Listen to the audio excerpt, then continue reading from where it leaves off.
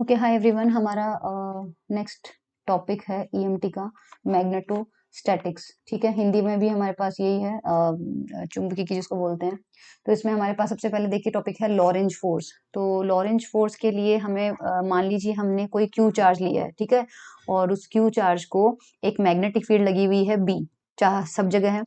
यहाँ पर हमने इस मैग्नेटिक फील्ड के अंदर उसको भेज दिया, और हमने जब उसको भेजा तो हमने उसको वी वेलोसिटी देके भेजा। तो इस v वेलोसिटी से मूव करते हुए चार्ज q पर b मैग्नेटिक फील्ड की प्रेजेंस में जो फोर्स लगता है उसे हम मैग्नेटिक फोर्स कहते हैं। ध्यान रखिए, वो लॉरेंज फोर्स नहीं है, अभी वो मैग्नेटिक फोर्स है, और उसका फॉर्मूला होता है मैग्नेटिक फोर्स लगता है q v क्रॉस b। ये आपने 11th-12th के अंदर भी पढ़ा होगा।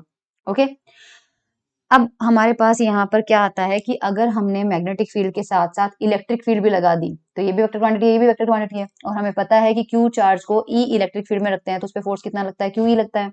तो अब इलेक्ट्रिक फोर्स भी लगेगा और मैग्नेटिक फोर्स भी लगेगा, तो टोटल फोर्स कितना हो गया, इन दोनों का टोटल हो गया।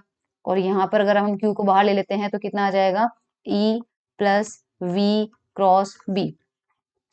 Now this force is called Lorentz force. ये फोर्स हमारे पास क्या होता है, लॉरेंज फोर्स। ठीक है, सो हमारे पास यहाँ पर इलेक्ट्रिक फोर्स भी लगता है और मैग्नेटिक फोर्स भी लगता है, तो दोनों का जो टोटल है वो हमारे पास। ये डायग्राम अगर आपको नहीं समझ में आ रहा है तो अभी आप ध्यान मत दीजिए, जब इसकी डायरेक्शन आएगी राइट हैंड रूल से लेना होता है, राइट हैंड से, तो वो मैं बता दूंगी, है ना। फिलहाल आप देखिए कि इक्वेशन 1 में हमारे पास फोर्स लगेगा क्यू नॉट चार्ज पर वी क्रॉस बी। अगर मान लीजिए वी और बी के बीच में एंगल थीटा है तो ये कितना हो जाएगा, वी बी साइन थीटा हो जाएगा। जब हमारे पास v और b के बीच में एंगल 90 हो, यानी कि जो v है वेलोसिटी वो मैग्नेटिक फील्ड b के परपेंडिकुलर हो, तो थीटा 90 हो जाएगा, तो साइन थीटा की वैल्यू कितनी हो जाएगी, 1। तब मैक्सिमम फोर्स लगेगा कितना, q नॉट vb। और इस कंडीशन में हमारे पास यहाँ पर अगर अपन b की वैल्यू निकालें तो b की वैल्यू कितनी आ जाएगी, एफ मैक्स अपॉन, पर ये एग्जाम में नहीं पूछी जाएगी, सिर्फ लॉरेंज फोर्स का फॉर्मूला पूछा जाता है। ठीक है, हिंदी में भी आपको दिखा देती हूँ। हमारे पास मैग्नेटिक फील्ड जो है ये डेफिनेशन नहीं पूछी जाती है, ठीक है, और सिर्फ मैग्नेटिक फोर्स का पूछा जाएगा। तो वही मैंने आपको बता दिया है कि जो हमारे पास चार्ज होता है उस पे अगेन यहाँ पे भी डेफिनेशन वो नहीं पूछी जाएगी, सिर्फ लॉरेंज फोर्स की पूछी जाएगी। सो लॉरेंज फोर्स आपको पता होना चाहिए। सो लॉरेंज फोर्स देखिए, हमारे पास ये कोई चार्ज है, वो क्यू नॉट है, उस पर फोर्स एफ है, मैग्नेटिक फोर्स लगेगा हमारे पास, ये मैग्नीट्यूड हमारे पास आ गया। इक्वेशन 3 से हमने दे रखा है Q V B sine theta हो जाएगा। ठीक है, उसके बाद हमारे पास कंडीशन है कि मान लीजिए अगर थीटा एंगल है तो वो कितना हो जाएगा, क्यू भी साइन थीटा होता है। और अगर v इक्वल टू 0 है या b इक्वल टू 0 है या थीटा इक्वल टू 0 है, तीनों में किसी भी कंडीशन में देखें, थीटा इक्वल टू 0 या पाई भी हुआ तो साइन 0 0 होता है, साइन पाई भी 0 होता है। तो उस कंडीशन में हमारे पास मैग्नेटिक फोर्स नहीं लगेगा। ठीक है, लेकिन अगर हमारे पास कोई और एंगल होता है, परपेंडिकुलर होता है, तो अभी अभी अपन ने देखा मैक्सिमम फोर्स इतना लगता है, यहाँ से बी की वैल्यू निकाल सकते हैं। ये डेफिनेशन नहीं पूछी जाएगी आपको एग्जाम में, सिर्फ लॉरेंज फोर्स का बेसिक पता होना चाहिए। तो लॉरेंज फोर्स की डेफिनेशन में आप क्या लिखेंगे कि अगर कोई चार्ज पार्टिकल किसी इलेक्ट्रिक फील्ड ई और मैग्नेटिक फील्ड बी दोनों के अंदर मूव कर रहा है वी वेलोसिटी से, तो उस पर लगने वाला जो फोर्स होता है वो दोनों की वजह से होता है, कंबाइंड इलेक्ट्रिक फील्ड और मैग्नेटिक फील्ड की वजह से, और उस फोर्स को हम क्या बोलते हैं, लॉरेंज फोर्स कहते हैं। Okay, I hope that is clear to you. चलिए, ये देखिए रिजल्टेंट फोर्स हमारे पास इलेक्ट्रिक प्लस मैग्नेटिक, ये इलेक्ट्रिक आ गया, मैग्नेटिक ये इलेक्ट्रिक फोर्स आ गया क्यू नॉट ई, और ये मैग्नेटिक फोर्स आ गया, दोनों का टोटल किया। Now this is called Lorentz force. ठीक है, तो आप स्टॉप करिए और अपना नोट्स जो भी है जैसा बनाना चाहते हैं वैसा बना दीजिए। Diagram is not very important, लेकिन इसके बाद वाला सेंट्रीफ्यूगल। अब देखो हमारे पास प्रॉपर्टीज ऑफ मैग्नेटिक फील्ड हमें नहीं करना है, ये जो रूल्स है ये एग्जाम में नहीं पूछे जाते हैं, बस ये आने चाहिए हमें, है ना। तो ये वेरी इंपॉर्टेंट नहीं है। लाइन इंटीग्रल भी हमारे पास काम का नहीं है, ये जब आएगा एम्पियर लॉ में एग्जाम के पर्पज से अगर हम पढ़े तो ये चीजें इंपॉर्टेंट नहीं है, क्योंकि ये कभी भी डायरेक्टली नहीं पूछी जाती है। ठीक है,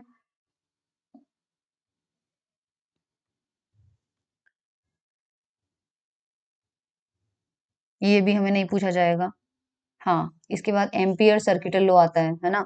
हिंदी मीडियम में देख लेते हैं, हमारे हिंदी मीडियम में नेक्स्ट टॉपिक कौन सा है, क्योंकि दोनों में अलग अलग चल रहा है। एनीवेज जो जो चीजें अलग चल रही है वो हम कंसिडर कर लेंगे। ठीक है, आपको एग्जाम में पूछा जा सकता है कि एम्पियर का लॉ क्या है। तो एम्पियर का लॉ ये कहता है कि अगर मान लीजिए आपने एक सर्कुलर क्लोज लूप लिया है, ये देखो क्लोज लूप लिया है यहाँ पे, है ना, ये आपके स्क्रीन के परपेंडिकुलर रखा हुआ है। एक सर्कल मान लो जो आपके स्क्रीन के परपेंडिकुलर रखा हुआ है, और उस सर्कल के अंदर से परपेंडिकुलर डायरेक्शन में करंट पास हो रही है। 4 वायर निकल रहे हैं, एक वायर में करंट I1 जा रही है ऊपर की तरफ, एक I2 जा रही है, नीचे की तरफ I3 जा रही है, और ऊपर की तरफ I4 जा रही है। तो एम्पियर का लॉ ये कहता है कि अगर आपने कोई क्लोज पाथ लिया है और उसके अंदर से आपके पास करंट निकल रही है, तो अकॉर्डिंग टू एम्पियर लॉ इस पूरे क्लोज्ड पाथ के हर पॉइंट पे।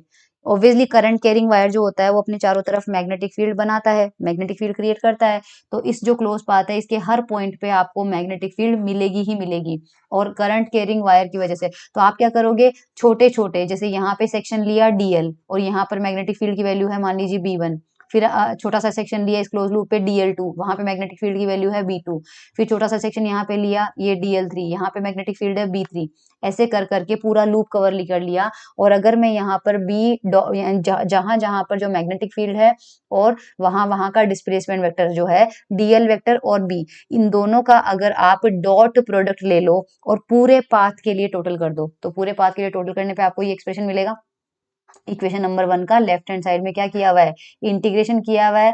This is the sign for close loop, यहाँ पे क्लोज लगाया है और मैग्नेटिक फील्ड को उसी की लोकेशन पे जो डिस्प्लेसमेंट वेक्टर हमने लिया था उससे डॉट प्रोडक्ट कर दिया है। तो इस B डॉट DL की value according two ampere law किसके बराबर होगी, म्यू नॉट, जो कि मीडियम की परमिएबिलिटी है। ठीक है, मीडियम की परमेबिलिटी है। उसके अलावा आपको एल्जेब्रिक सम लेना है, किसका, करंट का। एल्जेब्रिक का मतलब ये है कि किसी एक डायरेक्शन में जाने वाली करंट को आपको पॉजिटिव लेना है, तो उसके ऑपोजिट डायरेक्शन में अगर आपको करंट मिलती है तो उसे आपको नेगेटिव लेना पड़ेगा। इन दैट केस सपोज हम ऊपर की डायरेक्शन को पॉजिटिव लेते हैं तो I1, I2 और I4 ये तीन करंट ऊपर जा रही है तो हम इसे पॉजिटिव लेंगे। I3 नीचे की तरफ आ रही है तो उसे हम नेगेटिव लेंगे। ओके, तो हमारे पास ये B dot DL equal to mu naught I1 plus I2 minus I3 plus I4। ठीक है, this is the Ampere law. एक बार पढ़ लेते हैं। Ampere's law is true for any type of current distribution. According to this law the line integral of magnetic field along any close path. Line integral हम पढ़ चुके हैं, समझा चुकी हूँ मैं आपको। लाइन किसी भी वेक्टर का लाइन इंटीग्रल होता है, इंटीग्रेशन लगाओ, उस वेक्टर की वैल्यू लिखो और डॉट करके DL कर दो, this is called line integral.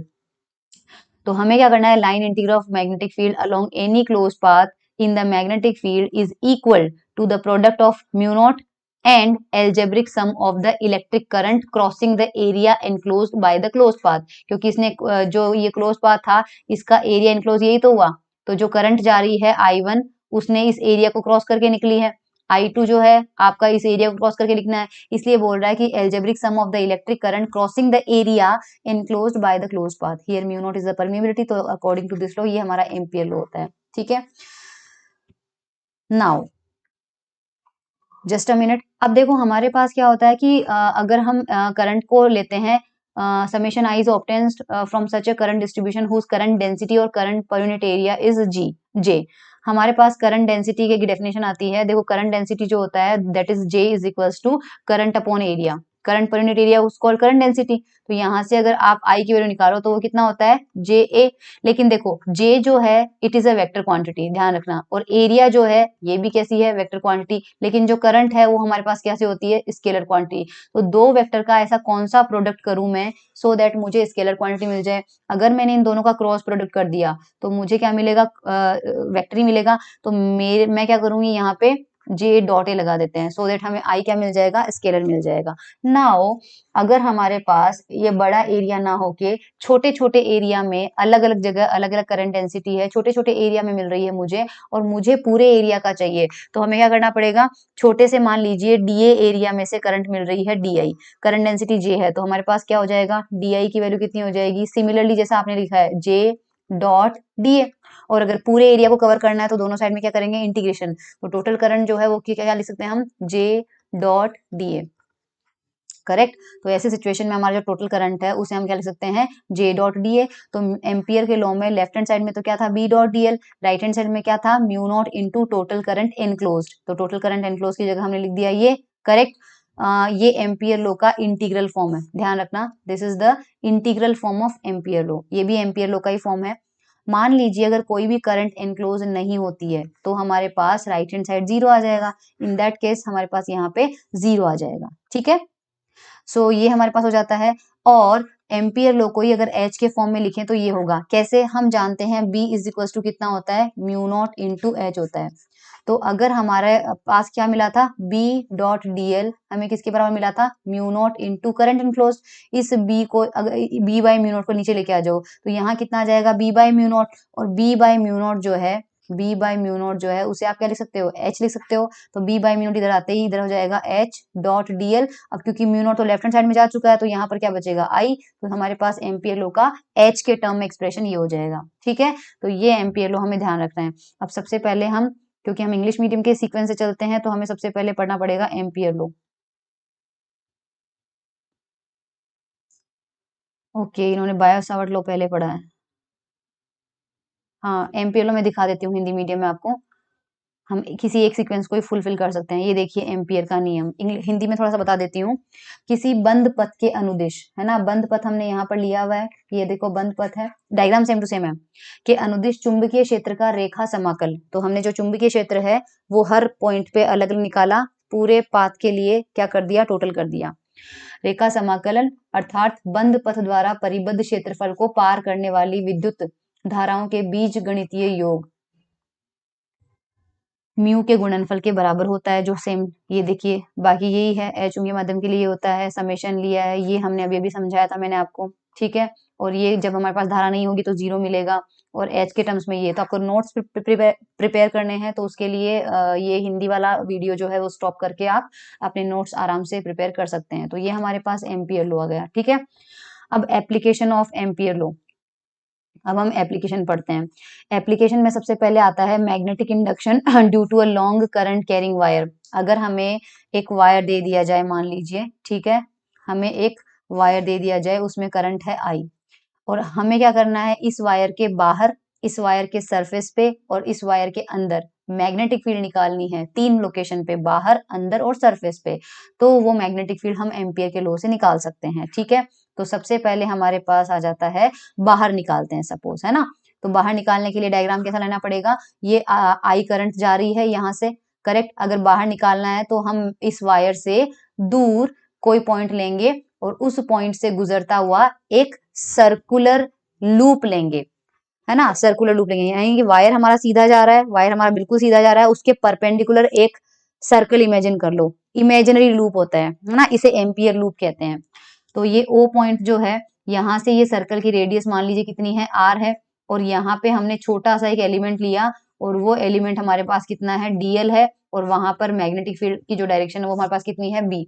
तो एम्पियर के लॉ के हिसाब से हमारे पास कितना होता है, B dot D L is equals to mu naught into summation I. अब केवल एक ही वायर निकल रहा है तो हमारे पास समेशन आई की जगह सिंपली हम क्या लिख सकते हैं, आई, क्योंकि इस लूप के अंदर से केवल आई करंट जा रही है।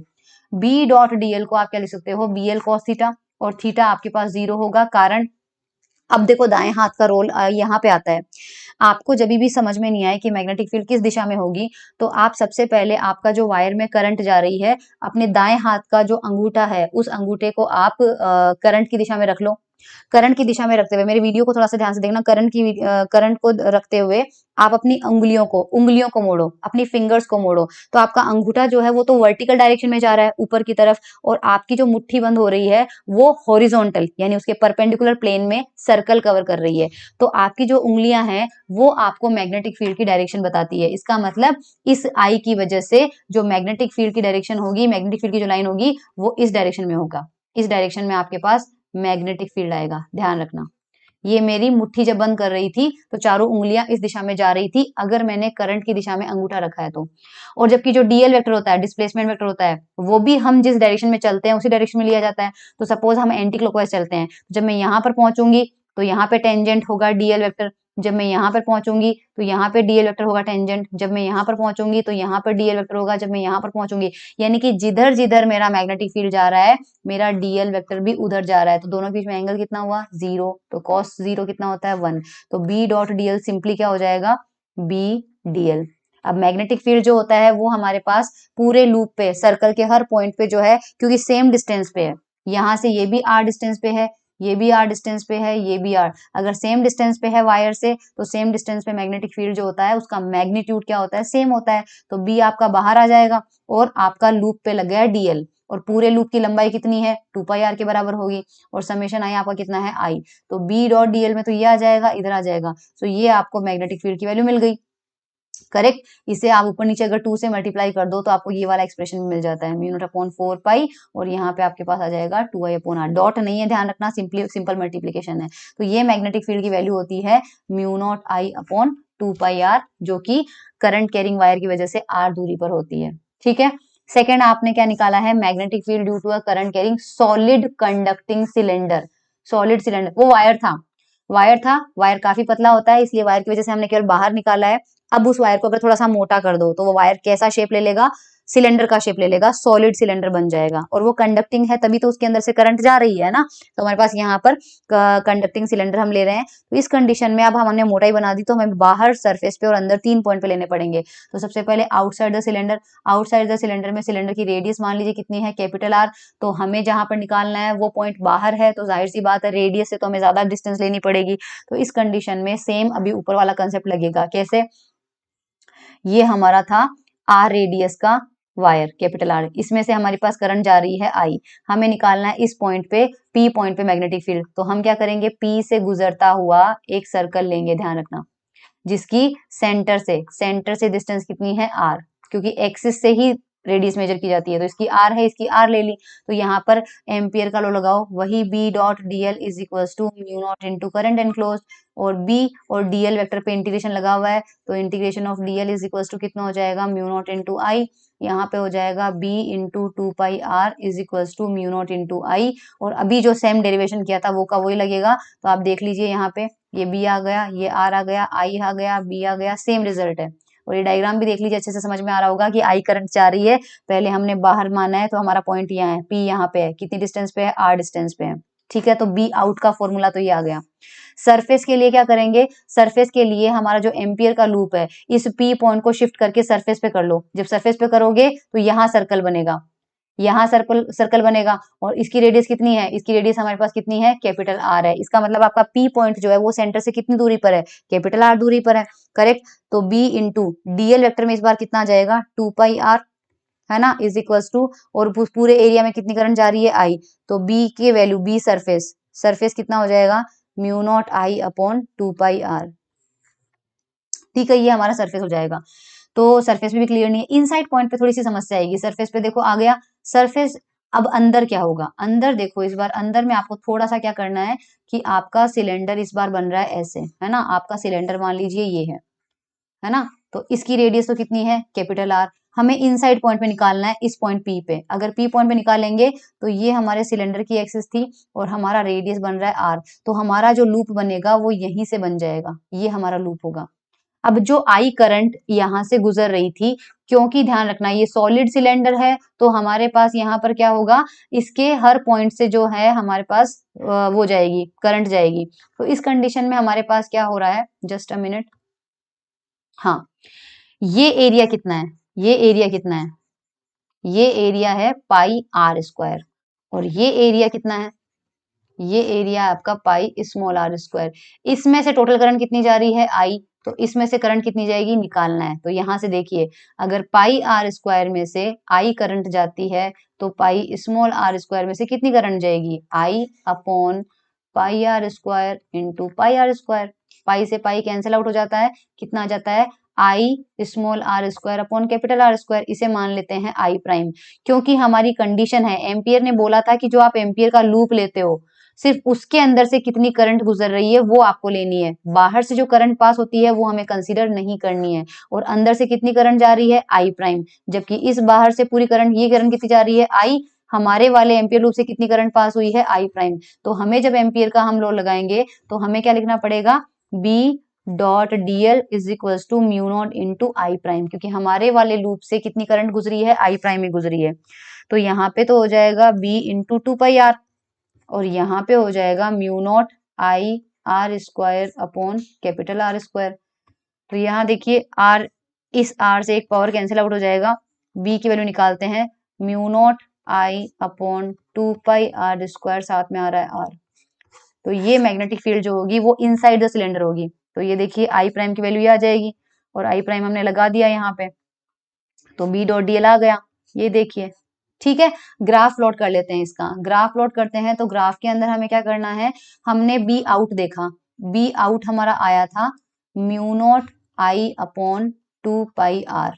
म्यू नॉट कांस्टेंट है, आई कांस्टेंट है, टू कांस्टेंट है, पाई कांस्टेंट है। तो जो आउटसाइड वाला पोर्शन होगा उसमें मैग्नेटिक फील्ड किसके प्रोपोर्शनल है, 1/r के। और 1/r का ग्राफ कैसा बनता है, ये देखिए, b proportional to 1/r, decreasing graph बनता है, इस तरह से ग्राफ बनता है। और सरफेस पे आपके पास कितनी वैल्यू थी, v प्रोपोर्शनल टू 1/r। तो सरफेस पे आपके पास ये r है, तो यहाँ से शुरू हो जाएगा। और अंदर इनसाइड पॉइंट पे हम देख रहे हैं mu naught constant, I constant, two constant, pi constant, capital R constant. Variable क्या है, सिर्फ स्मॉल r होगा। तो b इनसाइड आपका डायरेक्टली प्रोपोर्शनल आ रहा है, यानी y proportional to x, y is equal to mx। कैसा बनता है, स्ट्रेट लाइन का ग्राफ। तो b प्रोपोर्शनल टू r में आपका कहाँ बनेगा, स्ट्रेट लाइन बनेगा, सरफेस तक जाएगा, फिर डिक्रीज होता जाएगा। ये b वर्सेस r का ग्राफ है, किसके लिए, सॉलिड सिलेंडर के लिए। लेकिन सॉलिड सिलेंडर हमारा कैसा था, उसके अंदर स्टफ भरा हुआ था, तो अंदर से करंट निकल रही थी। अगर वो अंदर से खोखला होता तो हमें क्या मिलता, ये देखिए, इनसाइड है होलो सिलेंडर, यहाँ पर होलो आएगा। होलो सिलेंडर में क्या होगा, पाइप जिसको बोल सकते हैं, पानी का पाइप होता है, उसमें अंदर पानी भरा हुआ होता है, क्योंकि प्लास्टिक जो होता है वो तो बाहर बाहर होता है। ऐसी कंडीशन में अगर होलो पाइप लेते हो, होलो पाइप में क्या होगा, मटेरियल तो केवल यहाँ आउट बाउंड्री पर है, करेक्ट। अगर बाउंड्री पर है तो करंट केवल इसके सरफेस से गुजरती है, ध्यान रखना, इस सिलेंडर के बस सरफेस से करंट गुजरेगी। तो इसके अंदर वाले पार्ट को तो किसी ने भी करंट ने क्रॉस नहीं किया। तो ऐसी कंडीशन में आपके पास इनसाइड, अगर इनसाइड वाले पॉइंट पे मैग्नेटिक फील्ड निकालोगे और अंदर कोई एम्पियर का लूप लिया, तो अंदर से तो करंट पास हो ही नहीं रही है, क्योंकि खाली पाइप है, लोहे का बना हुआ मान लीजिए या कॉपर का बना हुआ, तो केवल सरफेस से करंट जाएगी। ऐसी कंडीशन में इनसाइड में अगर आपको मैग्नेटिक फील्ड निकालनी हो, तो इनसाइड वाले पोर्शन में कोई करंट पास हुई ही नहीं है। तो एम्पियर के लॉ से B dot dl is equal to mu naught into current enclose होता है, तो वो जीरो हो जाएगा, मैग्नेटिक फील्ड आपकी जीरो। तो magnetic field inside the current carrying hollow cylinder और पाइप इज जीरो। ठीक है, जस्ट अ मिनट, इसके एप्लीकेशंस में यहाँ पर देख लीजिए। हाँ, अनंत लंबाई के सीधे धारावाही पतले चालक तार के कारण चुंबकीय क्षेत्र, ये हमने डिस्क्रिप्शन जो अभी मैंने दिखाया, ये डायग्राम हमारा सेम था। वीडियो को स्टॉप कीजिए और अपना इसको पढ़िए, आपको समझ में आ जाएगा। और ये सेम हमने यहाँ पर, मैंने अभी डेरिवेशन आपको करवाया है, स्टॉप करके आप अपने नोट्स प्रिपेयर कर सकते हैं। ठीक है, now this is the same thing. ठीक है, और अगर धारावाही मोटा चालक, पतला चालक का मतलब वायर, मोटा चालक का मतलब सॉलिड लार्ज सिलेंडर, तो सिलेंडर वाला भी अभी हमने किया था, हमने आउटसाइड पॉइंट पे निकाला था, ये सेम टू सेम डेरिवेशन किया था। ये थ्योरी आप वैसी की वैसी है जैसे इंग्लिश में है, इसे आप पढ़ेंगे तो समझ में आ जाएगा। डायग्राम सेम टू सेम था, सरफेस पे भी हमने कर लिया, सरफेस पे भी हमारे पास आ गया, और इनसाइड पॉइंट पे भी हमारे पास आ गया। इनसाइड पॉइंट को भी मैंने अभी अभी आपको समझा दिया है, ये टू इनसाइड था। ठीक है, डायग्राम भी हमने बना लिया, ये डायग्राम भी सेम टू सेम बना हुआ है, देखिए डायग्राम भी सेम टू सेम था। और पाइप के अंदर, खोखले पाइप के अंदर अभी अभी पढ़ा है अपन ने, ये जीरो। ठीक है, अब magnetic field inside a long straight solenoid, solenoid के अंदर देखते हैं। ठीक है, तो सोलेनोइड पे आ जाइए, ये सोलेनोइड होता है।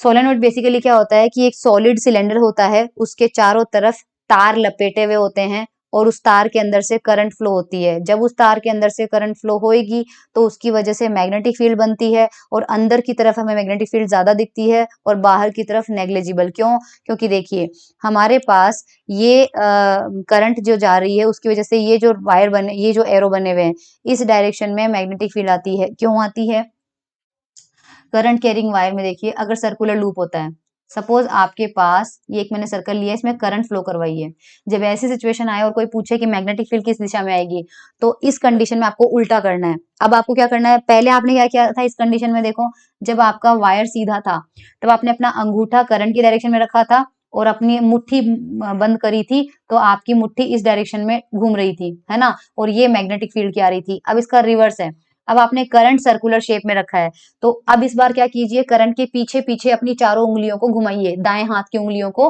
करंट के पीछे पीछे चलाइए, तो अंगूठा किधर आ रहा है, अंगूठा आ रहा है ऊपर की तरफ, तो ये मैग्नेटिक फील्ड की डायरेक्शन होगी इस कंडीशन में। तो हमारे सोलेनोइड में क्या हो रहा है, हमारे सोलेनोइड में इस तरह से यहाँ पे हमने वायर लपेट दिए और इसके अंदर करंट फ्लो करवा दी। तो जब आपने इसके अंदर करंट फ्लो करवाई है, तो इस सर्कल पे, यहाँ पे सर्कल बन रहा है ना, इस सर्कल के अंदर मैग्नेटिक फील्ड जाएगी, इस सर्कल के अंदर मैग्नेटिक फील्ड जाएगी, इस सर्कल के अंदर मैग्नेटिक फील्ड जाएगी, इस सर्कल के अंदर, तो हो क्या रहा है, ये सारी मैग्नेटिक फील्ड जुड़ के इस दिशा में हमें मैग्नेटिक फील्ड मिल जाएगी। और क्योंकि कुछ पार्ट, सर्कल का कुछ पार्ट ऊपर से लपेट के भी आ रहा है, ऊपर से आ रहा है, तो ये भी अपने चारों तरफ मैग्नेटिक फील्ड बनाएगा, तो इस वजह से रिजल्टेंट जो पिक्चर होगी वो इस तरह से होगी कि अंदर तो आपके पास बहुत ज्यादा मात्रा में मैग्नेटिक फील्ड आपको मिल जाएगी और ऊपर जो है वो धीरे धीरे घटती जाएगी। इस वजह से हम बाहर जो मैग्नेटिक फील्ड है उसे ऑलमोस्ट जीरो मानते हैं, एक्चुअल में जीरो नहीं होती है बट अंदर की तुलना में बहुत कम होती है इसलिए। तो ये उसका डिस्क्रिप्शन है। Solenoid consist of a hollow cylinder tube, एक ट्यूब होती है खाली, on which electrically insulated wire, यानी वायर लपेटे हुए होते हैं बट उनको, जैसे कॉपर का वायर हमारे घरों में करंट के लिए आता है तो वो एकदम नेकेड नहीं होता है, उसके ऊपर रेड या ग्रीन कलर का प्लास्टिक या रबर चढ़ाया हुआ होता है ताकि वो दोनों आपस में टकराए नहीं, दोनों टच ना हो जाए, तो इलेक्ट्रिकली इंसुलेशन बोलते हैं इसको, है ना। And wound uniformly along its length, उसको वायर को लपेट दिया जाता है। Diameter of the solenoid is kept much smaller compare to its length, जो डायमीटर होता है उसका सोलेनोइड का वो उसकी लेंथ की तुलना में बहुत कम रखा जाता है। फॉर एग्जांपल कॉपर का वायर देख लो तो उसकी लंबाई काफी ज्यादा ले लो और उसके चारों तरफ, अच्छा वो हमें ट्यूब लेनी है, कॉपर का वायर का एग्जांपल नहीं देना चाहिए, तो होलो ट्यूब लेनी चाहिए, उसकी लेंथ बहुत ज्यादा रखेंगे और उसका साइज बहुत छोटा रखेंगे। नाउ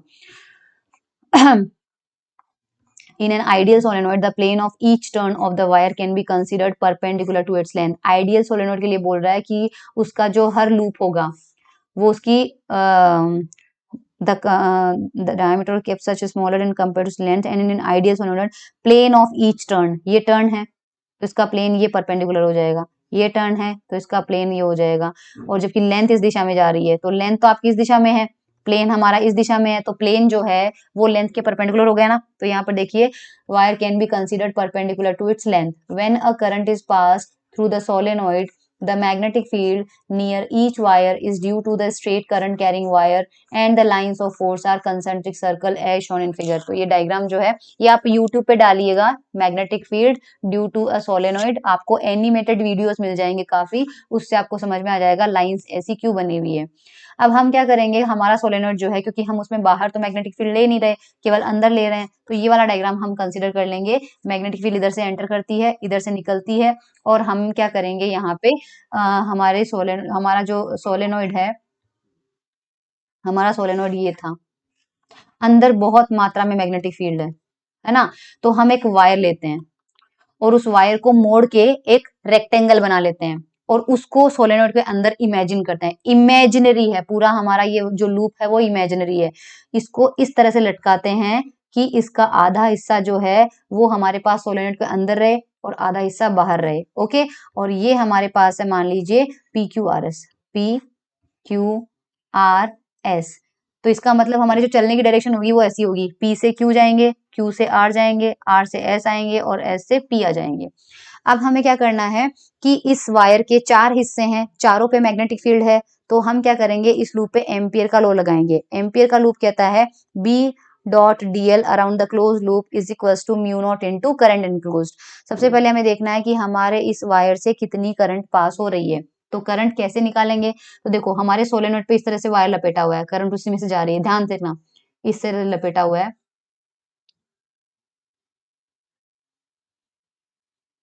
तो हमारे PQ लेंथ में कितनी करंट आई, एक ये वाला सर्कल निकला, एक ये वाला सर्कल हमारे अंदर आ गया, एक ये वाला सर्कल, ये बाहर है, ये बाहर है, ये बाहर है, ये भी हमारे लूप के बाहर है, ये भी हमारे लूप के बाहर है, ये भी हमारे लूप के बाहर है।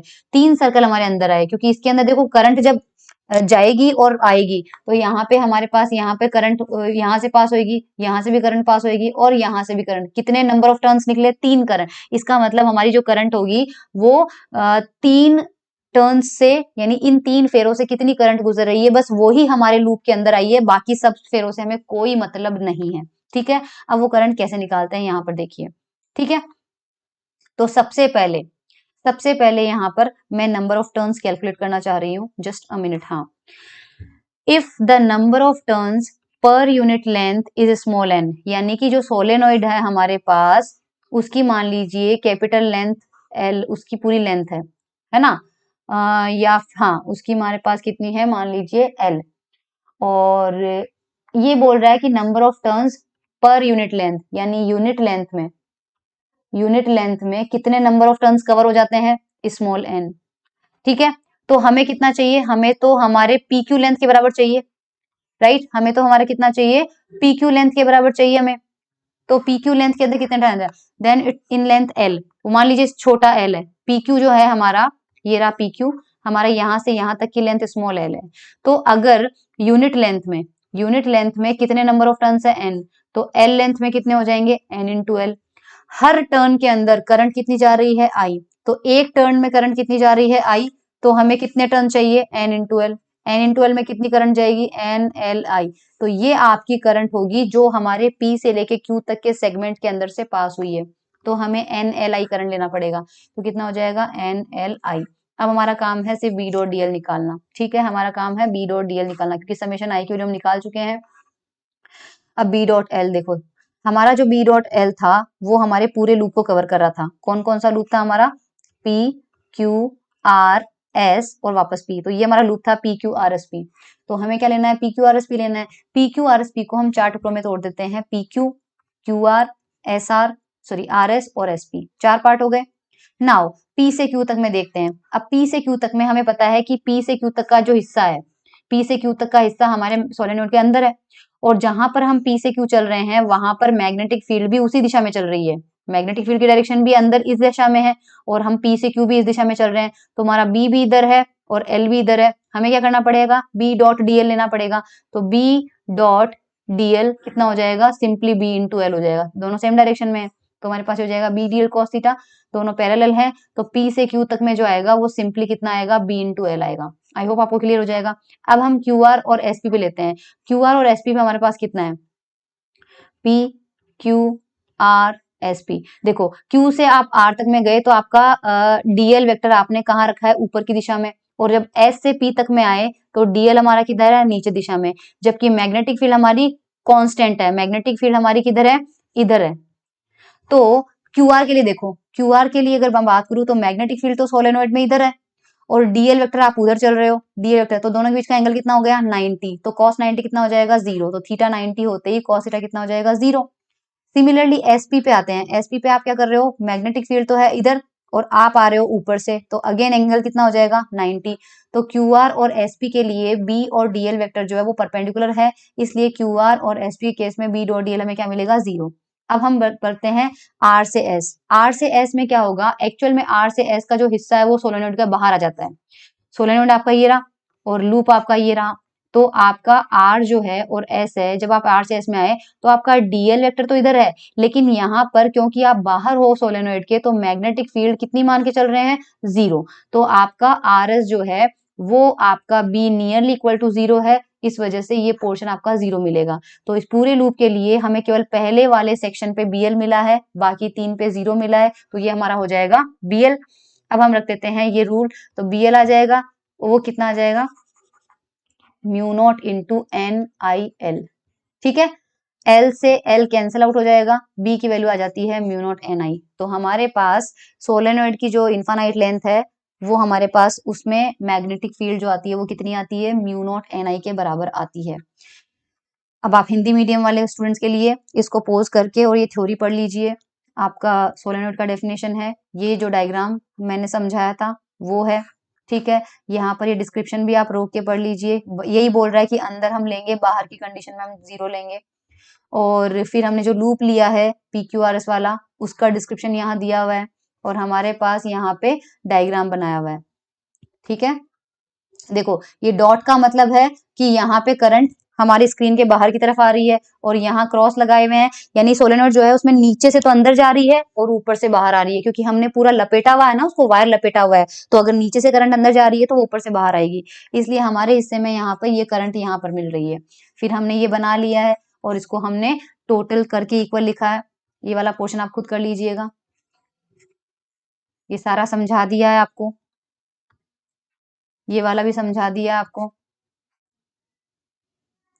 और ये भी समझा दिया है करंट कैसे आई, तो म्यू नॉट एन आई, बस सोलेनोइड की वजह से मैग्नेटिक फील्ड जो होती है इतनी, बाकी चीजें हमें नहीं करनी है। देखो अगर हमारे पास इनफाइनाइट लेंथ का नहीं होता, मान लीजिए अगर सोलेनोइड जो है उसकी लेंथ कैपिटल एल है, और उस एल लेंथ में टोटल नंबर ऑफ टर्न्स हमारे पास कितने आते हैं, एन आते हैं, तो स्मॉल एन की वैल्यू कितनी हो जाएगी, क्योंकि स्मॉल एन हमारे पास क्या था, स्मॉल एन हमारे पास था एकांक लंबाई में फेरों की संख्या। अगर एल लंबाई में एन फेरे हैं तो एकांक में यानी यूनिट लेंथ में कितने हो जाएंगे, n बाई एल। और यूनिट लेंथ को हमने किससे रिप्रेजेंट किया है, यूनिट लेंथ में फेरों की संख्या को स्मॉल n से माना है। तो उस कंडीशन में हमारे पास n की वैल्यू जो है वो हम रख देंगे क्या, कैपिटल N अपॉन L। तो हमारे पास मैग्नेटिक फील्ड का फॉर्मूला आ जाएगा ये, दैट्स इट। अगर H के टर्म में करना है आपको तो H आप जानते हो B बाई म्यू नॉट होता है, तो इस म्यू नॉट को यहाँ नीचे लेके आ जाओ, तो कितना बच जाएगा एन आई अपॉन, या फिर H is equal to n I. तो H का फॉर्मूला लिखोगे तो H इंटू एन आई, और B का फॉर्मूला लिखोगे तो म्यू नॉट से मल्टीप्लाई कर दो, दैट्स इट। अब हमारे पास देखिए for a solenoid of finite length, finite length के लिए सपोज हमें अंदर किसी पॉइंट पर मैग्नेटिक फील्ड निकालना है, ओके। तो हमारे पास देखिए for a solenoid of finite length, परिमित लंबाई का कोई सोलेनोइड है, देख रखा होगा, एक पॉइंट P है which lies on the axis, P point आपको दिख रहा होगा, सोलेनोइड की एक्सिस पे रखा हुआ है, ठीक है। और इस P पॉइंट से अगर हम एंड पॉइंट को ज्वाइन करते हैं, इस से हम ज्वाइन करते हैं, तो मान लीजिए जब मैं इस वाले एंड पे गई तो एक्सिस के साथ कितना एंगल बन रहा है, थीटा 1। और जब आप इस वाले पे आए, इस वाले एंड से बनोगे, तो उसी एक्सिस के साथ टोटल एंगल कितना बन रहा है, थीटा 2, ठीक है। तो P with the ends of solenoid makes angle θ1 and θ2 with the axis of the coil। Axis के साथ θ1 और θ2 हमारे पास एंगल बन रहा है। ऐसी सिचुएशन में हमारे पास जो मैग्नेटिक फील्ड आती है वो आप ध्यान रखिएगा, वो आएगी B is equal to mu naught n I cos θ1 minus cos θ2, और वो अलोंग द एक्सिस होगी। अब इसका जो डेरिवेशन है, I don't know why they have not done the derivation वाला part, just have a look. हाँ वो सिलेबस में नहीं है तो डेरिवेशन नहीं आएगा, ओके। डेरिवेशन नहीं आएगा आपके सोलेनोइड का, वो फॉर्मूला भी अगर आपसे न्यूमेरिकल प्रॉब्लम में पूछा जा सकता है। हाँ तो बीएससी के अंदर नहीं है ये हमारे पास, ओके। बीएससी में इसका डेरिवेशन नहीं है, हमारे सिलेबस में इसका डेरिवेशन नहीं है। बाकी आपको वैसे मत करो क्योंकि जरूरत नहीं है।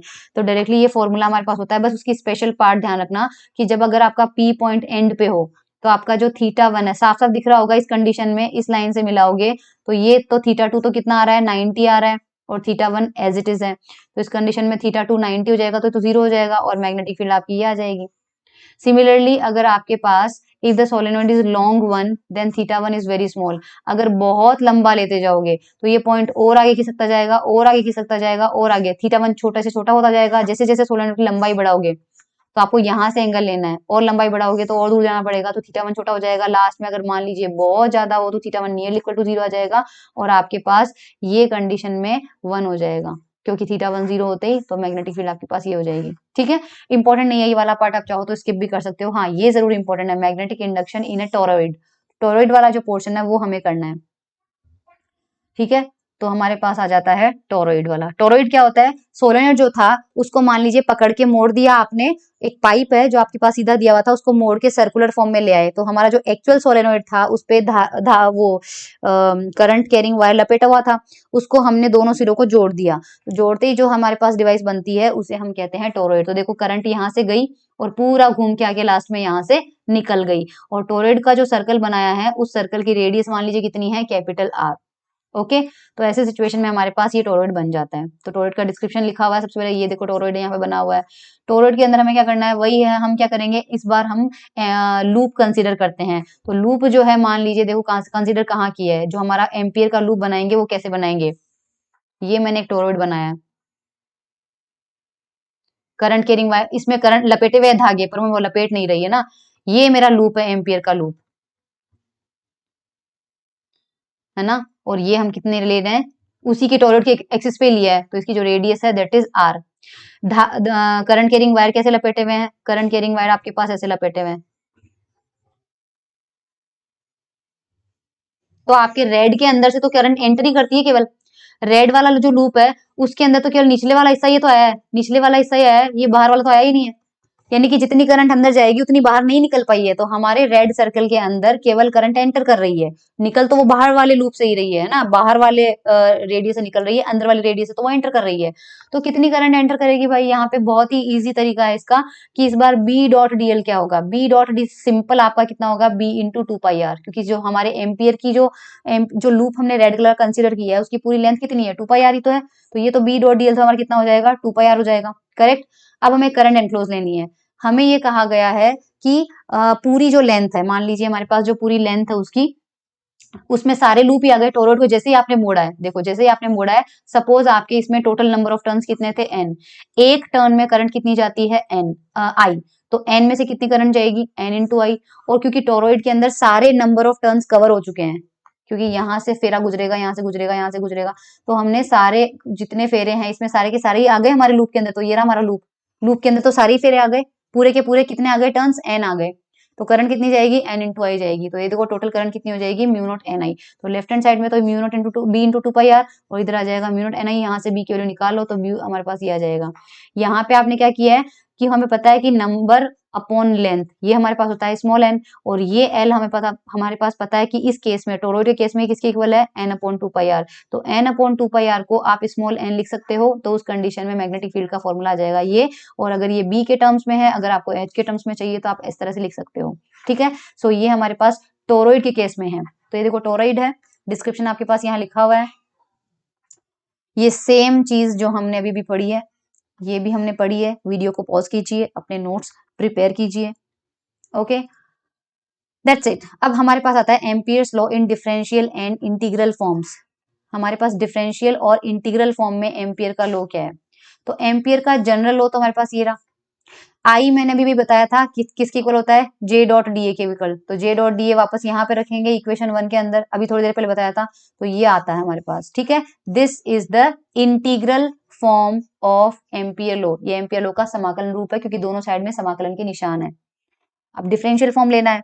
डिफरेंशियल फॉर्म लेने के लिए हम यहाँ पर क्या करेंगे, स्टॉक की थ्योरम हमने चैप्टर 1 में पढ़ी है ईएमटी में। स्टॉक की कर्ल थ्योरम ये कहती है del cross A dot D A is equals to A dot DL. तो क्योंकि हमें बी डॉट डीएल दिया हुआ है, तो बी डॉट डीएल को हम क्या लिख सकते हैं, स्टॉक की कर्ल थ्योरम से del cross B dot DA रख दो। तो बी डॉट डीएल को हम del cross B dot DL रख सकते हैं, और ये वैल्यू उठा के आप यहाँ पे रख दीजिए।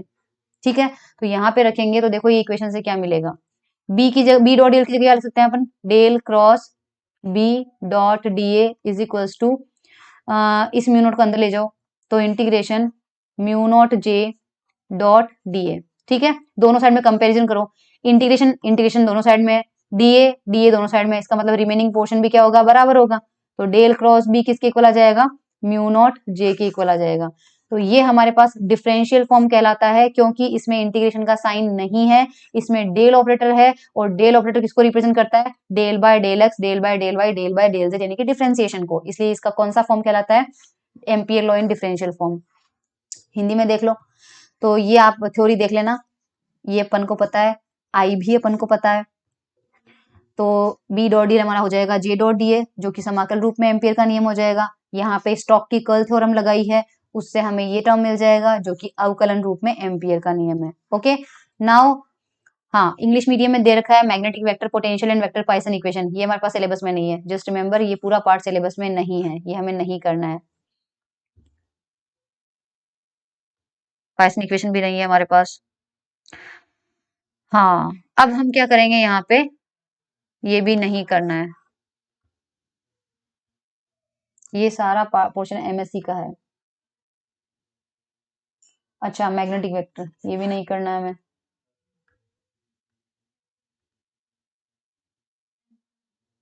Application of bio Savart law,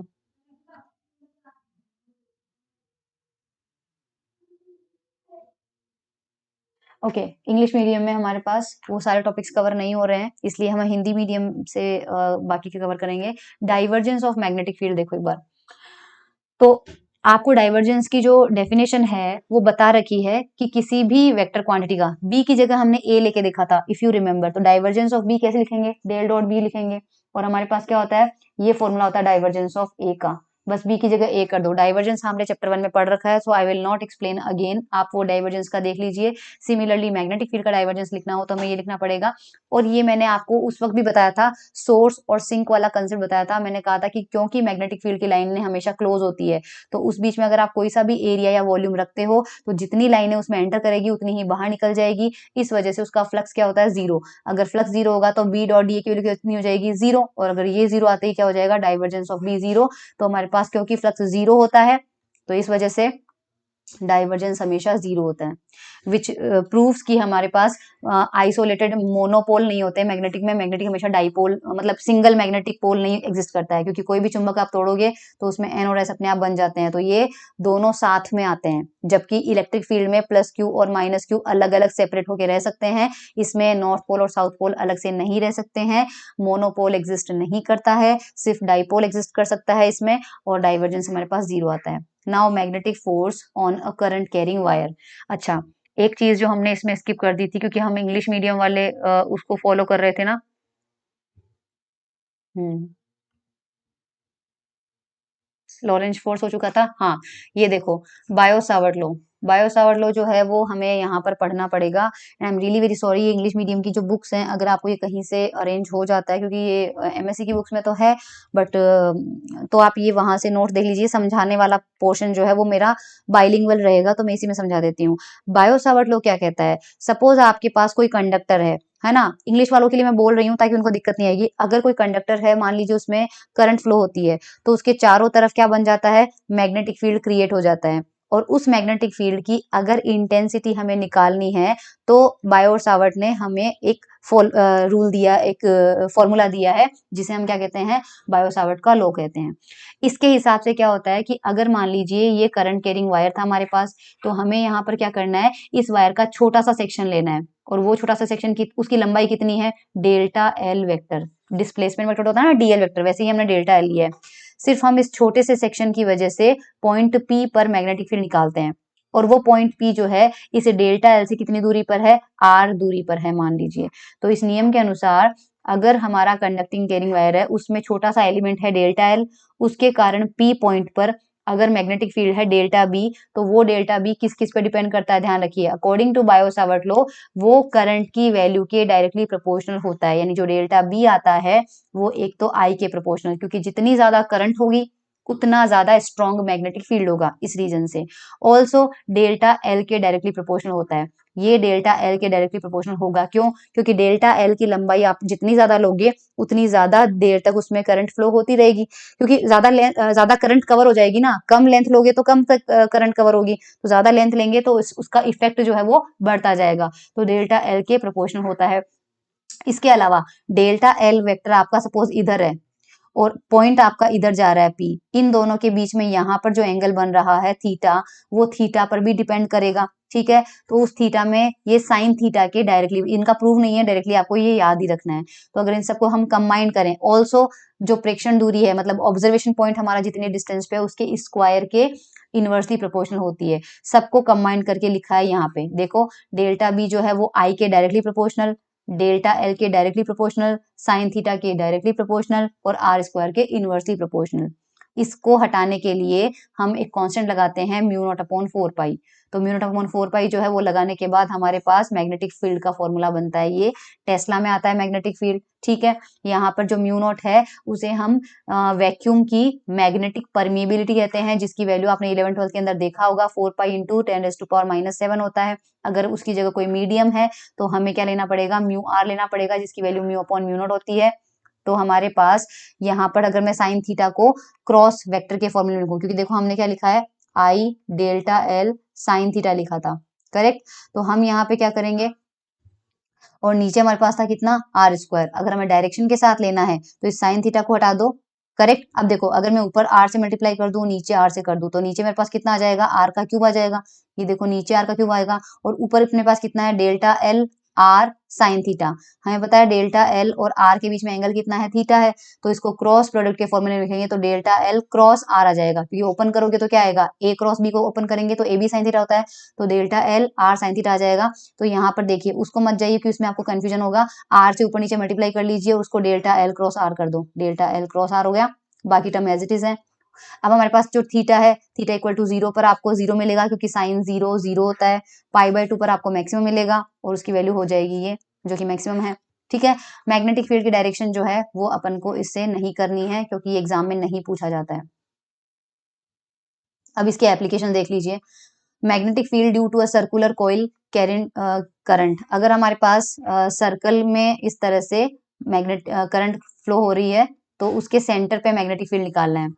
तो हमें पता है कि देखो हम क्या करेंगे यहाँ पे, इसमें इस फॉर्मूले से निकाला हुआ है, ये एप्लीकेशंस में आता है। तो यहाँ पे इस सर्कल में, ये जो सर्कल हमने लिया है ना, यहाँ पे एक छोटा सा एलिमेंट लीजिए और वो है हमारा डेल्टा एल। डेल्टा एल की वैल्यू जो होती है वो सर्कल पे आप जैसे जैसे मूव करोगे उसी डायरेक्शन में आएगा। सपोज हम एंटी क्लॉकवाइज मूव कर रहे हैं, क्योंकि हमेशा करंट की जो डायरेक्शन होती है ना उसी दिशा में चलते जाना है। करंट इन्होंने कैसे फ्लो करवाई है, एंटी क्लॉकवाइज, तो डेल्टा एल भी आप एंटी क्लॉकवाइज लीजिए। तो जब आप यहाँ पर होंगे तो इस डायरेक्शन में आपका डेल्टा एल होगा, और सेंटर पे आपको निकालना है। तो जिस पॉइंट पे निकालना होता है और जो एलिमेंट होता है उन दोनों को मिलाते हैं तो वो दूरी क्या ली जाती है, आर ली जाती है।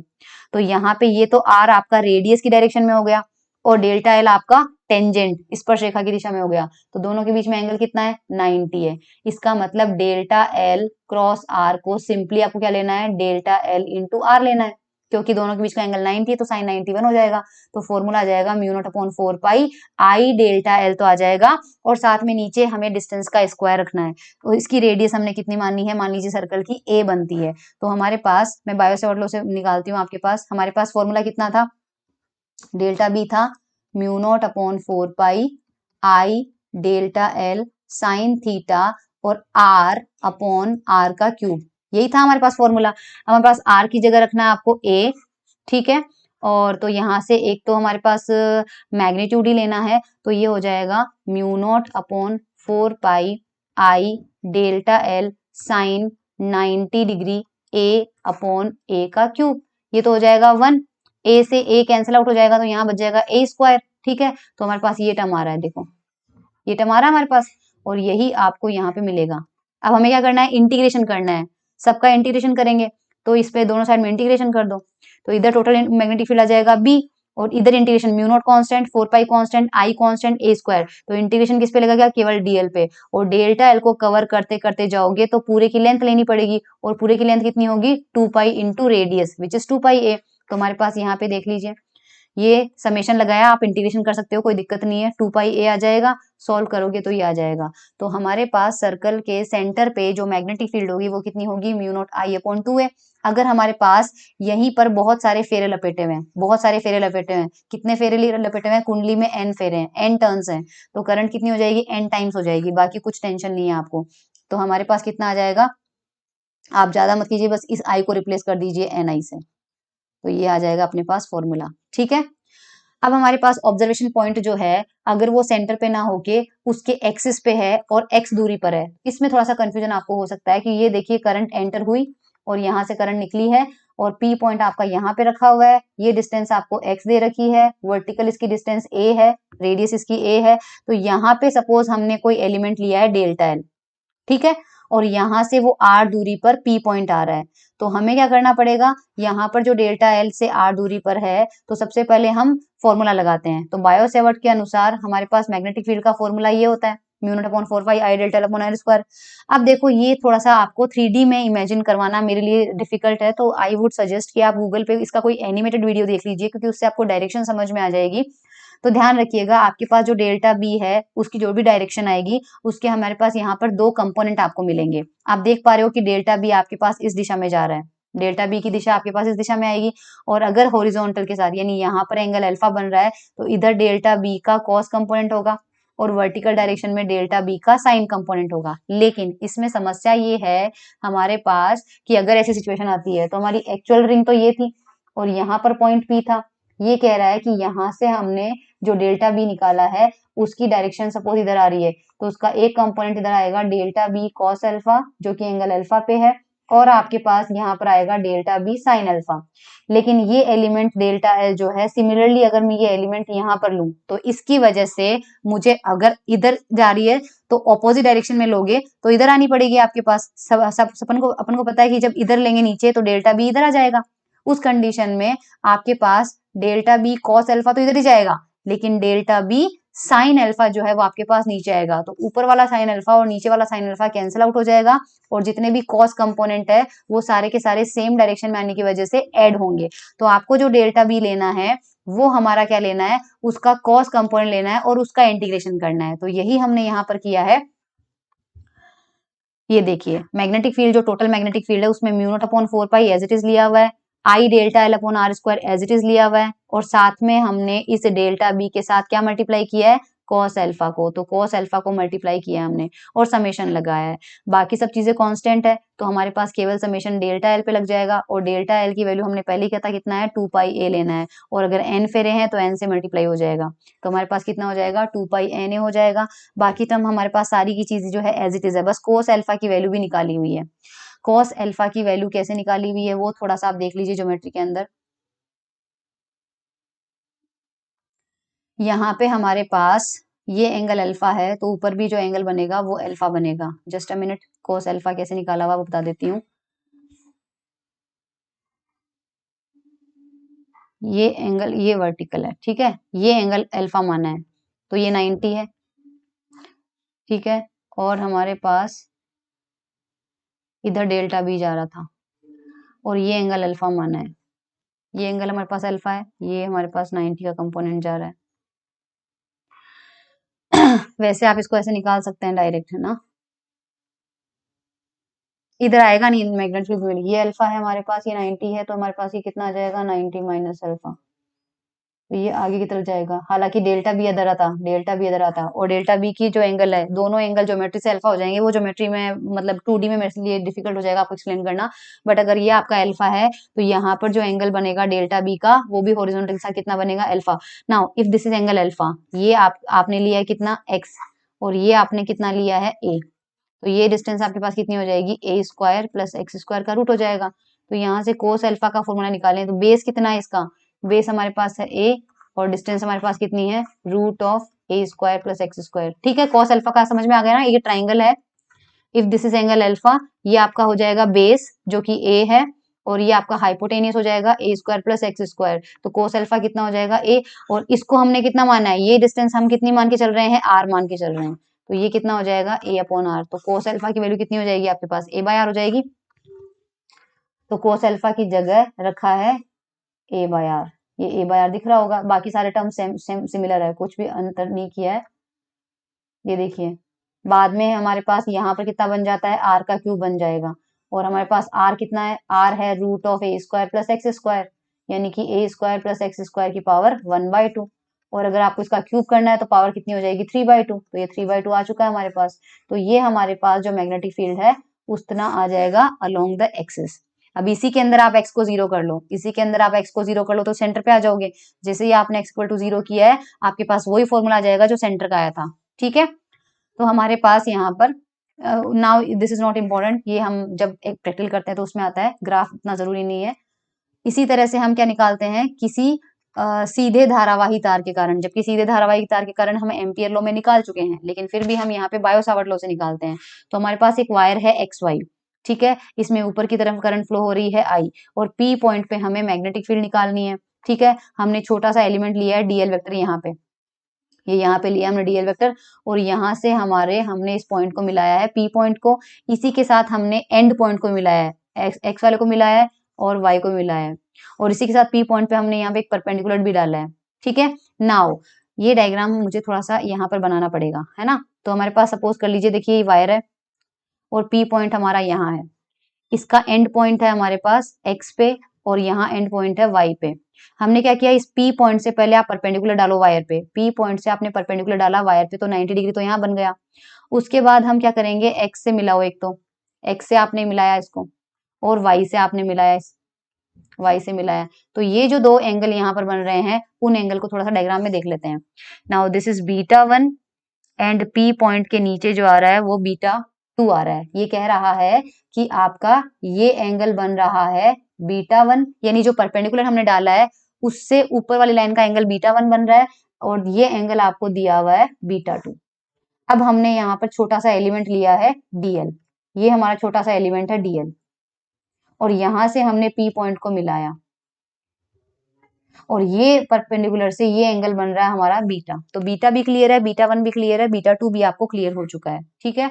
अब हम डायग्राम में चलते हैं, यहाँ पर हमारा एंगल बन रहा है थीटा, एक एंगल यहाँ पे लिया है थीटा, थीटा मैं बना देती हूँ ब्लैक से, ये एंगल जो लिया है यहाँ पे दिस एंगल इज थीटा, ठीक है।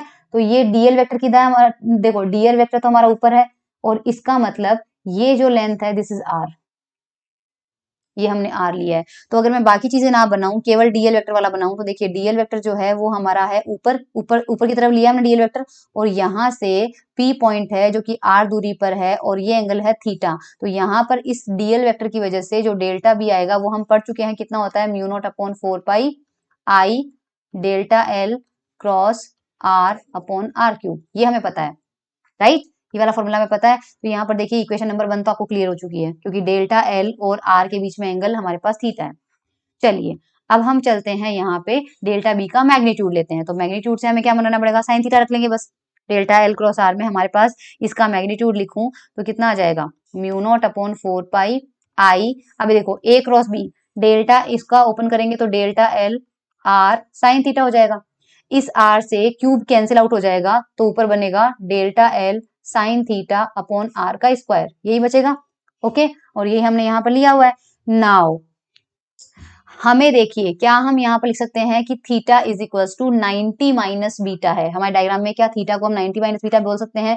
ध्यान से देखिए आप, इसमें ए पॉइंट ये है, बी पॉइंट ये है, ए बी पी ट्राइंगल, ध्यान से देखना, A B P, A B P triangle ऐसा दिख रहा है हमारा, जिसमें पी यहाँ पे है, ए यहाँ पे है और बी यहाँ पे है। ये एंगल हमने बोला थीटा और ये एंगल है हमारा बीटा और ये एंगल है हमारा 90। तो साफ साफ पता चल रहा है आपको theta plus beta plus 90 is equal to 180 है। तो यहाँ से आप क्या करेंगे, थीटा की वैल्यू निकाल लीजिए, तो कितना हो जाएगा, बाकी उधर जाएंगे, ये 90 इसमें से चला जाएगा, तो 90 माइनस बीटा, तो theta is equal to 90 minus beta आ रहा है। तो ये हमें मिल चुका है। तो ऐसे सिचुएशन में अगर हम दोनों साइड में साइन लें, दोनों साइड में लें तो sine theta is equals to कितना हो जाएगा, साइन 90 माइनस बीटा, और साइन 90 माइनस बीटा कितना होता है, कॉस बीटा। तो sine theta is equals to कितना हो जाएगा, कॉस बीटा हो जाएगा।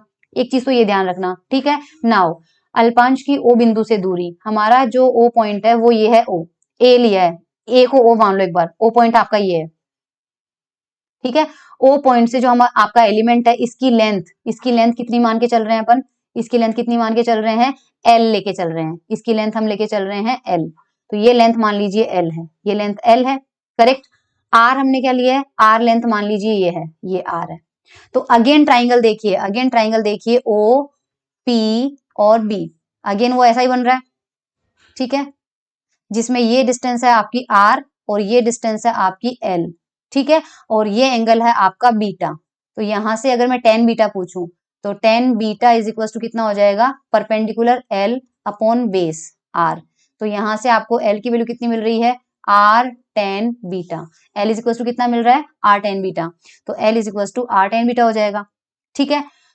तो दोनों साइड में डिफ्रेंसिएशन करो, कैपिटल आर तो हमेशा कांस्टेंट रहेगा क्योंकि वो परपेंडिकुलर डिस्टेंस है, पूरे वायर से पॉइंट पी की परपेंडिकुलर डिस्टेंस कभी भी चेंज नहीं होगी, तो आर तो एज इट इज रखो। तो इधर आ जाएगा एल का डिफ्रेंसिएशन कितना हो जाएगा, डेल्टा एल, और टेन थीटा का डिफ्रेंसिएशन होता है सेक स्क्वायर थीटा। तो आप बीटा के रिस्पेक्ट में कर रहे हो तो कितना हो जाएगा, sec square beta delta beta, ठीक है, sec square beta delta beta. अगर आपको ऐसे समझ में नहीं आता है तो आप इसको ऐसे समझ लीजिए, एल आपको मिला है आर टेन बीटा। सपोज हम डिफ्रेंशिएशन करते हैं बीटा के रेस्पेक्ट में, तो इधर हो जाएगा D L by D beta और उधर हो जाएगा आर सेक स्क्वायर बीटा। तो यहां से डी एल की वैल्यू कितनी हो जाएगी, r sec square beta into d beta. अब डी को डी एल से रिप्लेस कर दो बस, तो ये आपके पास आ जाएगा। एक और सिचुएशन दे रखी है कि स्मॉल आर की वैल्यू जो रख रखी है, स्मॉल आर माना रखा है कैपिटल आर सेक बीटा। तो सबसे पहले स्मॉल आर देखो क्या है, स्मॉल आर ये रहा। तो अगेन ट्राइंगल लो, ट्राइंगल कौन सा लोगे, ओ पी कैपिटल बी। तो ट्राइंगल बना है ये रहा, ट्राइंगल बना है ये रहा, है ना। यहाँ पे ये P है, ये O है और ये B है, ये डिस्टेंस है स्मॉल r। और रखना किसके टर्म में है, रखना किसके टर्म में है, बीटा के टर्म में। तो ठीक है, केवल बीटा बनाओ, बीटा यहाँ पर बना हुआ है, बीटा बना हुआ है, और ये आपके पास L है और ये आपके पास कैपिटल R है। किसको किसके टर्म में रखना हमें, स्मॉल r को कैपिटल R के टर्म में। तो यहाँ से कॉस बीटा निकालो, कॉस बीटा कितना हो जाएगा, कॉस बीटा हो जाएगा बेस, बेस हमारा कितना है r, और ये हो जाएगा स्मॉल r, है ना। तो यहाँ से स्मॉल r की वैल्यू निकालो, स्मॉल r की वैल्यू हो जाएगी r अपॉन कॉस बीटा, और r अपॉन कॉस बीटा कितना हो जाएगा, r सेक बीटा। तो ये हमारे पास आ जाएगा r सेक बीटा। अब हम सब वैल्यू इक्वेशन नंबर 2 में रखेंगे, इक्वेशन नंबर 2 ये रही।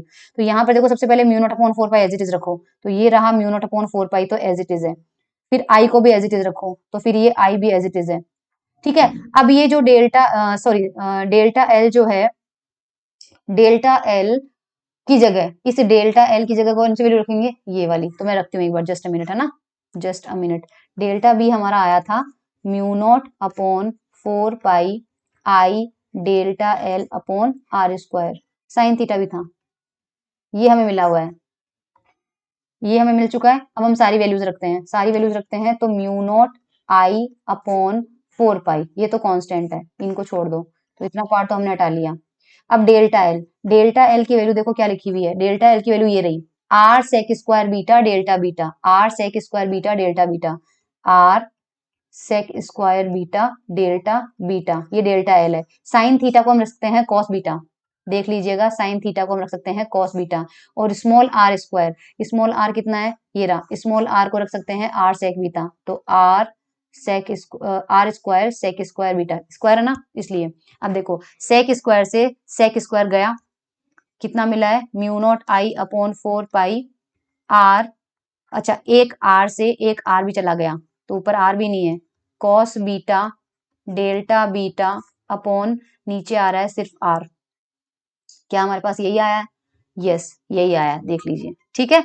अब अगर हमें चाहिए पूरे वायर के लिए, तो हमें क्या करना पड़ेगा, इसको इंटीग्रेट करना पड़ेगा, और इंटीग्रेशन किसके रेस्पेक्ट में हो रहा है, बीटा के रेस्पेक्ट में, और बीटा की लिमिट आपकी कहां से कहां तक जा रही है, बीटा की लिमिट आप देखिए कहां से कहां तक जा रही है, इधर आपका एक्स बन रहा था, तो आपका सबसे ऊपर वाला पॉइंट जो है, ऊपर वाला जो पॉइंट है, क्योंकि बीटा आपने कौन से लाइन से लिया है, बीटा आपने लिया इस परपेंडिकुलर से, वायर आपका ऐसे था, है ना, और परपेंडिकुलर डाला था आपने, फिर आपने रेंडमली कोई एलिमेंट लिया था, रेंडमली कोई एलिमेंट जो था उसका एंगल बन रहा था बीटा। अगर आपको पूरा वायर कवर करना है तो ये एलिमेंट सबसे पहले आपको यहाँ लेना पड़ेगा, जब आप यहाँ पे लोगे तब आपका इस परपेंडिकुलर के साथ एंगल कितना बनेगा, बीटा 1, और जब आप लास्ट में यहाँ पे एलिमेंट लोगे तो इसका एंगल इसी परपेंडिकुलर के साथ, इसी परपेंडिकुलर के साथ ये एंगल कितना बनेगा, बीटा 2। तो बीटा की लिमिट कहां से कहां तक जाएगी, बीटा 1 से बीटा 2 जाएगी। तो ये देखिए बीटा 1 से बीटा 2 या बीटा 2 से बीटा 1, तो आपके पास ये देखो मिलाने वाले बीटा 1 और बीटा 2 एंगल बनाती है। अभी आपके पास ये एंगल की जो लिमिट ली है वो माइनस बीटा 2 से बीटा 1 क्यों लिया है, क्योंकि आपका वायर ऐसे था और आपका पी पॉइंट यहाँ पे ऐसे था। हमेशा इस परपेंडिकुलर से एंगल लिया जाता है। जब आप ऊपर एंगल ले रहे थे तो आपके पास बीटा 1 था, क्योंकि वहां तक पहुंचने के लिए आपको क्लॉकवाइज जाना पड़ रहा था, क्लॉकवाइज जाना पड़ रहा था, इधर जा रहे हो ना आप क्लॉकवाइज घड़ी की दिशा में, तो बीटा 1 पॉजिटिव है। लेकिन नीचे आने के लिए बीटा 2 आपने उल्टी दिशा में लिया है, बीटा 2 आने के लिए आपको उल्टा जाना पड़ रहा है, एंटी क्लॉकवाइज जाना पड़ रहा है, इसलिए लिमिट में माइनस बीटा बीटा लगाए, तो हमारे पास ये आ जाएगा। और कॉस बीटा का डिफरेंशिएशन आप जानते, इंटीग्रेशन आप जानते कितना होता है, माइनस का साइन बीटा होता है, माइनस के साइन बीटा में ये लिमिट पुट कीजिए, आपके पास आंसर आ जाएगा। अगर ये जो हमारे पास वायर है वो इनफाइनाइट लेंथ का होता है, तो आपके पास बीटा 1 और बीटा 2 जो है वो 90 डिग्री पे होंगे, क्यों, क्योंकि देखो ये ऊपर जाता जाएगा, ये ऊपर जाता जाएगा, तो ये एंगल बड़ा होता जाएगा, ये एंगल बड़ा है, ये एंगल और बड़ा हो जाएगा, ये एंगल और बड़ा हो जाएगा, इन्फिनिटी पे ये लाइन पूरी सीधी हो जाएगी, सीधी हो जाएगी, तो ये एंगल आपके पास कितना आ जाएगा, पूरा 90 हो जाएगा। तो दोनों 90 हो जाएंगे, तो आपके आंसर यहाँ 1 हो जाएगा, यहाँ पे 1 1 प्लस 1 2 हो जाएगा, आपका आंसर आ जाएगा ये। ओके, उसके बाद हमारे पास क्या है, ये हमें नहीं करना है, ये हमने कर लिया, गुड, ये भी हमने पोर्शन कर लिया, ये भी हमने कर लिया, टोरॉइड भी कर लिया। हाँ, अब हमारे पास आ रहा है, यस, ये हमने नहीं किया है, magnetic force between two current carrying wire. हाँ, ये नेक्स्ट टॉपिक है हमारा, magnetic force between two current carrying parallel conductors. दो पैरेलल वायर्स हैं, उनके बीच में हमें फोर्स निकालना है। तो सबसे पहले यहाँ पर आप ध्यान से देखिए, थ्योरी मैं बता दूं आपको, दो कंडक्टर लिए हैं हमने, उनके बीच की परपेंडिकुलर डिस्टेंस हमने डी लिया है, और इनके बीच में धारा करंट, धारा दोनों में डिफरेंट डिफरेंट है, आई ए और आई बी, दोनों में करंट डिफरेंट डिफरेंट है। जब इन दोनों में करंट सेम डायरेक्शन में होती है तो ये एक दूसरे को अट्रैक्ट करते हैं, और जब इनमें अपोजिट डायरेक्शन में होती है तो एक दूसरे को रिपेल करते हैं। क्यों करते हैं देखते हैं, आइए। तो सबसे पहले मान लीजिए हमारे पास ये देखो एक वायर है आई ए, इसी के पैरेलल दूसरा वायर है आई बी। सबसे पहले हम क्या करेंगे, आई ए पे लगने वाला फोर्स निकालते हैं, किसकी वजह से, आई बी की वजह से। तो हमें पता है कि अगर किसी करंट कैरिंग वायर में, अच्छा ये भी तो अपन को नहीं पता है फोर्स का फॉर्मूला। हाँ, फोर्स का फॉर्मूला मैं आपको थोड़ा सा बताना चाहती हूँ कि अगर मान लीजिए कोई वायर है, उसमें आई करंट फ्लो हो रही है, ठीक है, और उसका छोटा सा एलिमेंट है डेल्टा एल, और वो उसे अगर आप किसी मैग्नेटिक फील्ड बी में रख दो, तो इस पर जो फोर्स लगता है वायर पे, वो फोर्स का फॉर्मूला ध्यान रखिएगा, आई डेल्टा एल क्रॉस बी, ये फोर्स होता है। ये फोर्स आपने 11th-12th के अंदर फॉर्मूला पढ़ा हुआ है। तो ये फोर्स लगता है हमारे पास, ये सेम कहाँ से आया है, क्यू वी क्रॉस बी से आया है। ये बिल्कुल कहाँ से आया है, क्यू वी क्रॉस बी से आया है। कैसे, ये देखिए मैं बता देती हूँ। क्यू आपका है एज इट इज चार्ज रहने दीजिए। वेलोसिटी, वेलोसिटी का फॉर्मूला क्या होता है, डिस्टेंस अपॉन टाइम, है ना। वेलोसिटी जगह आप क्या लिख सकते हो, डिस्टेंस अपॉन टाइम, तो डीएल बाई डी रख लो, डीएल बाई डी साथ में आ जाएगा क्रॉस। अब क्यू बाई डी, हमें पता है करंट कितना होता है, करंट होता है D Q by D. Suppose आपका जो डीएल एलिमेंट में जो चार्ज आया है वो कितना है, डी क्यू है, तो आपको यहाँ पे क्या लिखना पड़ेगा, डी क्यू लेना पड़ेगा। तो D Q by T current होता है, तो इस क्यू बाई टी को आप क्या लिख सकते हो, करंट लिख सकते हो। ब्रैकेट में कितना आ रहा है, डीएल क्रॉस बी। ठीक है, तो आप आई होप ये फॉर्मूला समझ में आ गया है, I delta L cross B आएगा। अब सबसे पहले समस्या ये है कि आपको मैग्नेटिक फील्ड निकालनी पड़ेगी। तो इसका मतलब जब हमने दो वायर लिए, ध्यान रखना, जब हमने दो वायर लिए, इसमें आई ए करंट फ्लो हो रहा है और इसमें आई बी करंट फ्लो हो रहा है। तो ये जो आई ए है, तो सबसे पहले तो इस पे फोर्स लगेगा क्यों, इस पे फोर्स इसलिए लगेगा क्योंकि जो दूसरा वाला वायर है, वायर नंबर 2 है, उसमें करंट फ्लो हो रही है आई बी, और इस आई बी की वजह से अपने चारों तरफ मैग्नेटिक फील्ड की लाइनें क्रिएट कर लेगा। तो मैग्नेटिक फील्ड कैसे बनती है, अंगूठे को रखो आईबी की दिशा में, आपकी फिंगर्स जो है वो हॉरिजॉन्टल प्लेन में सर्कल बनाएगी, यानी कि इसकी वजह से जो मैग्नेटिक फील्ड की लाइनें बन रही है वो इस तरह से बनेगी। तो ये लाइनें कहां तक पहुंच रही है, ये पहले वाले वायर के पास पहुंच रही है, तो यहां पर मैग्नेटिक फील्ड होगा। अच्छा, इस आईबी की वजह से मैं मैग्नेटिक फील्ड पूछूं तो आपको किधर होगा, मैग्नेटिक फील्ड टेंजेंशियल डायरेक्शन में होगी, टेंजेंशियल डायरेक्शन में होगी, टेंजेंशियल डायरेक्शन में होगी। तो जब आप ए पॉइंट पे आओगे, जब आप ए पॉइंट पे आओगे, तब तक आते आते आपका जो सर्कल है उस पे जो स्पर्श रेखा खींचोगे वो स्क्रीन के बाहर तक आएगी। आएगी कि नहीं आएगी, देखो हॉरिजॉन्टल प्लेन में अगर सर्कल बनाया है और उसके परपेंडिकुलर इस तरह से वायर है, इसमें करंट आई बी फ्लो हो रही है, तो मैग्नेटिक फील्ड यहाँ पर बी है, यहाँ पर भी है। जब मैं इस पॉइंट पे पूछूंगी तो बिल्कुल स्क्रीन के परपेंडिकुलर बाहर की तरफ आएगी ना, स्क्रीन के परपेंडिकुलर बाहर, और वायर आपने यहाँ रखा हुआ है। तो अब वायर जो है इसमें देखो आई ए करंट तो जा रही है ऊपर, और इस पे जो मैग्नेटिक फील्ड लग रही है वो स्क्रीन से बाहर की तरफ है, यानी कि यहाँ पर जो मैग्नेटिक फील्ड लग रही है इस बेचारे के ऊपर, उस पे मैं डॉट लगाती हूँ। डॉट का मतलब होता है मैग्नेटिक फील्ड बाहर की तरफ आना, और वो बाहर की तरफ क्यों आ रही है, क्योंकि आईबी की वजह से मैग्नेटिक फील्ड बाहर की तरफ आ रही है। तो मैग्नेटिक फील्ड की तो स्क्रीन के बाहर की तरफ है, और आई ए आपका इस दिशा में है ना। और जिधर हमेशा आई ए होता है, करंट जिधर फ्लो होती है, डेल्टा एल वेक्टर भी उधर ही लिया जाता है। तो इस पर्टिकुलर सिचुएशन में डेल्टा एल और बी के बीच का जो एंगल है वो कितना हो जाएगा, 90। क्यों, क्योंकि जो डेल्टा एल है वो तो वायर की दिशा में ली जाती है, और वायर रखा हुआ है स्क्रीन के प्लेन में, और जो मैग्नेटिक फील्ड आ रही है वो स्क्रीन के परपेंडिकुलर आ रही है। तो आपका यहाँ पर थीटा कितना हो जाएगा, 90 डिग्री हो जाएगा। तो हमें फोर्स कितना लगाना पड़ेगा, फोर्स हो जाएगा आई डेल्टा एल क्रॉस बी लगना चाहिए था। तो करंट तो किस में, खुद के में फ्लो होती है, करंट कितनी फ्लो हो रही है उसमें, आई ए, और यहाँ पर उसकी लेंथ आ गई डेल्टा एल क्रॉस। अब ये मैग्नेटिक फील्ड जो है ये कौन सी वाली है, जो दूसरे वायर की वजह से आई है, तो दूसरे वायर की वजह से मैग्नेटिक फील्ड का फॉर्मूला निकालना पड़ेगा। तो इन्फानाइट करंट कैरिंग वायर की वजह से आर डिस्टेंस पे जो मैग्नेटिक फील्ड होती है वो अभी थोड़ी देर पहले निकाली थी, कितनी होती है, mu naught I upon 2 pi r, ये होती है। तो हमारे पास ये मैग्नेटिक फील्ड देखो कितनी लेंगे, मैग्नेटिक फील्ड लेंगे म्यू नॉट। अब करंट किसकी वजह से, जिसकी वजह से मैग्नेटिक फील्ड आएगी, और ये मैग्नेटिक फील्ड किसकी वजह से आ रही है, वायर नंबर 2 की वजह से। तो करंट भी किसकी लेनी पड़ेगी, वायर नंबर 2 की लेनी पड़ेगी। वायर नंबर 2 की वैल्यू है आई बी, और 2 पाई, और डिस्टेंस कितनी लेनी पड़ेगी, दोनों वायर के बीच की दूरी आएगी। क्यों, क्योंकि आप कहां पर निकालना चाहते हो, आप इस वायर जिसमें आई बी करंट फ्लो हो रही है ए पॉइंट पे निकालना चाहते हो, तो दोनों के बीच की दूरी लेनी पड़ेगी। दोनों के बीच की दूरी हमें क्वेश्चन में कितनी दी हुई है, डी, तो कितनी हो जाएगा हमारे पास, डी। ठीक है, तो ये फोर्स हमारे पास आएगा आई ए, और क्रॉस हटा दो क्योंकि एंगल तो 90 आ चुका है, I A mu naught I A I B delta L upon 2 pi D. ये तो डेल्टा एल लेंथ पे है, अगर मैं फोर्स यूनिट लेंथ में निकालूं, डेल्टा एल लेंथ पे इतना फोर्स आ रहा है, तो यूनिट लेंथ पे कितना फोर्स आएगा, डेल्टा एल से डिवाइड कर दो, कितना आ जाएगा, म्यू नॉट आई ए आई बी अपॉन 2 पाई डी। अब इस फोर्स की डायरेक्शन निकालते हैं। फोर्स की डायरेक्शन बड़ी इंपॉर्टेंट है, क्योंकि फोर्स की डायरेक्शन के लिए आपको क्या करना पड़ेगा कि ये इधर जा रहा है आई ए और इधर जा रहा है आई बी, है ना। और आपने मैग्नेटिक फील्ड निकाली है जो कि बाहर की तरफ आ रही है, मैग्नेटिक फील्ड आपकी बाहर की तरफ आ रही है। फोर्स की डायरेक्शन होती है I A delta L cross B B, दूसरे वायर की वजह से मैग्नेटिक फील्ड हमने निकाली है। तो आपको क्या करना पड़ा है कि डेल्टा एल भी आपका किधर आ रहा है, डेल्टा एल भी आपका इधर ही आ रहा है, जिधर मैंने कहा करंट होती है उधर डेल्टा एल लेते हैं। तो डेल्टा एल को बी ए के साइड में मोड़ो। आप क्या करिएगा, अपना दायां हाथ लीजिए, दाएं हाथ से अपनी चारों उंगलियों को आई ए की दिशा में ले लीजिए, डेल्टा एल की दिशा में ले लीजिए, तो ऊपर आ गया। और आप स्क्रीन के बाहर मैग्नेटिक फील्ड है, तो आप दाएं हाथ की चारों उंगलियों को स्क्रीन के बाहर की तरफ घुमाइए। स्क्रीन के बाहर की तरफ घुमा रहे हो तो आपका अंगूठा इधर आ रहा है क्या? ये देखिए, इस डेल्टा एल की तरफ आपकी 4 फिंगर बनी हुई है। इनको आप स्क्रीन के बाहर की तरफ घुमाओगे तो आपका थंब इधर आएगा, यही आपके फोर्स की डायरेक्शन है। यानी कि इस वायर पे फोर्स लग रहा है इधर की तरफ, यानी ये जो वायर है इसको अपनी तरफ खींच रहा है। अब यही सिचुएशन अगर हम उल्टी करें, यानी कि इसमें करंट फ्लो हो रही है और आई ए की वजह से निकालें, सेम सिचुएशन में बता देती हूँ आपको। तो सबसे पहले आई ए करंट है और हमें यहाँ पर मैग्नेटिक फील्ड निकालनी है, क्योंकि हमारा दूसरा वायर यहाँ रखा हुआ है। तो मैग्नेटिक फील्ड का सर्कल ऐसे बनेगा और करंट की मैग्नेटिक फील्ड की वैल्यू ऐसे जाएगी, ऐसे जाएगी, ऐसे जाएगी, ऐसे जाएगी। तो जब इस पॉइंट पे पहुंचोगे तो स्क्रीन के अंदर की तरफ मैग्नेटिक फील्ड घुस जाएगी। यानी जहां पर आपका वायर नंबर 2 रखा हुआ है वहां पर जो मैग्नेटिक फील्ड आ रही है किस वायर की वजह से? पहले वाले वायर की वजह से, वो इनसाइड द प्लेन होगी।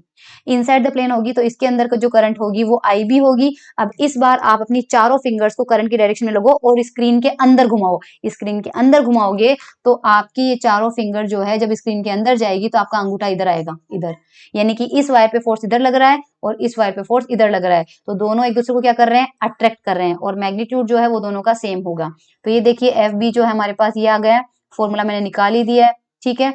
अब ये वेक्टर से समझ में आना, तो यहाँ पर ये देखिए ये फोर्स आ गया एकांक लंबाई पे बल। आप देख लीजिएगा इसको पूरा पढ़ के। सिमिलरली दूसरे वायर का करेंगे तो ये हो जाएगा। तो दोनों के अंदर हमारे पास मैग्नीट्यूड जो है वो सेम है और अट्रैक्टिव नेचर का है।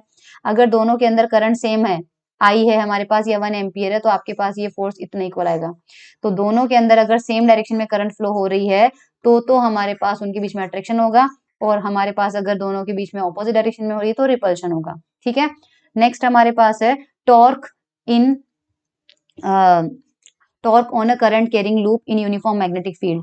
तो हमारे पास इस बार क्या है कि इस सिचुएशन में देखिए, मान लीजिए हमने क्या किया है, स्क्रीन के अंदर इस डायरेक्शन में मैग्नेटिक फील्ड थी, स्क्रीन के प्लेन में ही है, ये मैग्नेटिक फील्ड की डायरेक्शन है। हमने क्या किया, इसके अंदर कोई लूप रखा और वो लूप थोड़ा सा इस तरह से कर दिया कि मैग्नेटिक फील्ड के साथ उसका कुछ ना कुछ एंगल बन रहा है। मैग्नेटिक फील्ड के साथ यहाँ पर एंगल बन रहा है, सपोज थीटा, इसकी जो लेंथ है उसका थीटा। तो होगा क्या कि हमारे पास यहाँ पर इसकी 4 साइड्स हो गई। 4 साइड कौन सी होगी हमारे पास? P Q R S, यानी कि ये मानना है, ये मान लीजिए P है, ये Q है, ये R है और ये S है। तो हमारे जाने की दिशा होगी ये, P से हम Q पे गए, Q से हम R पे गए, R से हम S से आए और S से हम P पे आए। तो सबसे पहले हम क्या करेंगे, फोर्स निकालते हैं इन चारों लेंथ पे। तो चारों लेंथ पे फोर्स निकालने के लिए अगर आप PQ की ध्यान से देखें, PQ के ऊपर फोर्स निकालते हैं तो PQ के अंदर करंट कितनी जा रही है? I। ये करंट कैरिंग लूप है, ध्यान रखिएगा। सबसे पहले PQ पे फोकस करना। PQ में हमारे पास करंट की वैल्यू है I, और PQ की जो लेंथ है वो मान लीजिए L है ना। PQ की लेंथ मैं देख लेती हूँ एक बार, L मान के चल रहे हैं या क्या मान के चल रहे हैं? लेंथ हमारे पास B मान के चल रहे हैं। चलिए ठीक है, कोई दिक्कत नहीं है, B मान के चल रहे हैं। ये लेंथ B है, ये लेंथ B है, कौन सी? ये वाली। तो इसकी जो लेंथ है वो हमारे पास कितनी हो जाएगी? B। फॉर्मूला में पता है फोर्स का कितना होता है? I delta L cross length, I delta L cross B, right. Magnetic field हमने किस में रखा हुआ है? B में रखा हुआ है। तो सबसे पहले डेल्टा L के बीच में और B के बीच में एंगल देख लो कितना बन रहा है। तो आपका B इधर आ रहा ना, आपका B किधर आ रहा है? ये देखिएगा, आपका B तो इस दिशा में आ रहा है। किस दिशा में आ रहा है? इस दिशा में। ये तो आपका B की दिशा हो गई है ना, और ये आपकी मैग्नेटिक फील्ड की दिशा हो गई, और दोनों के बीच में एंगल कितना ले रखा है? थीटा।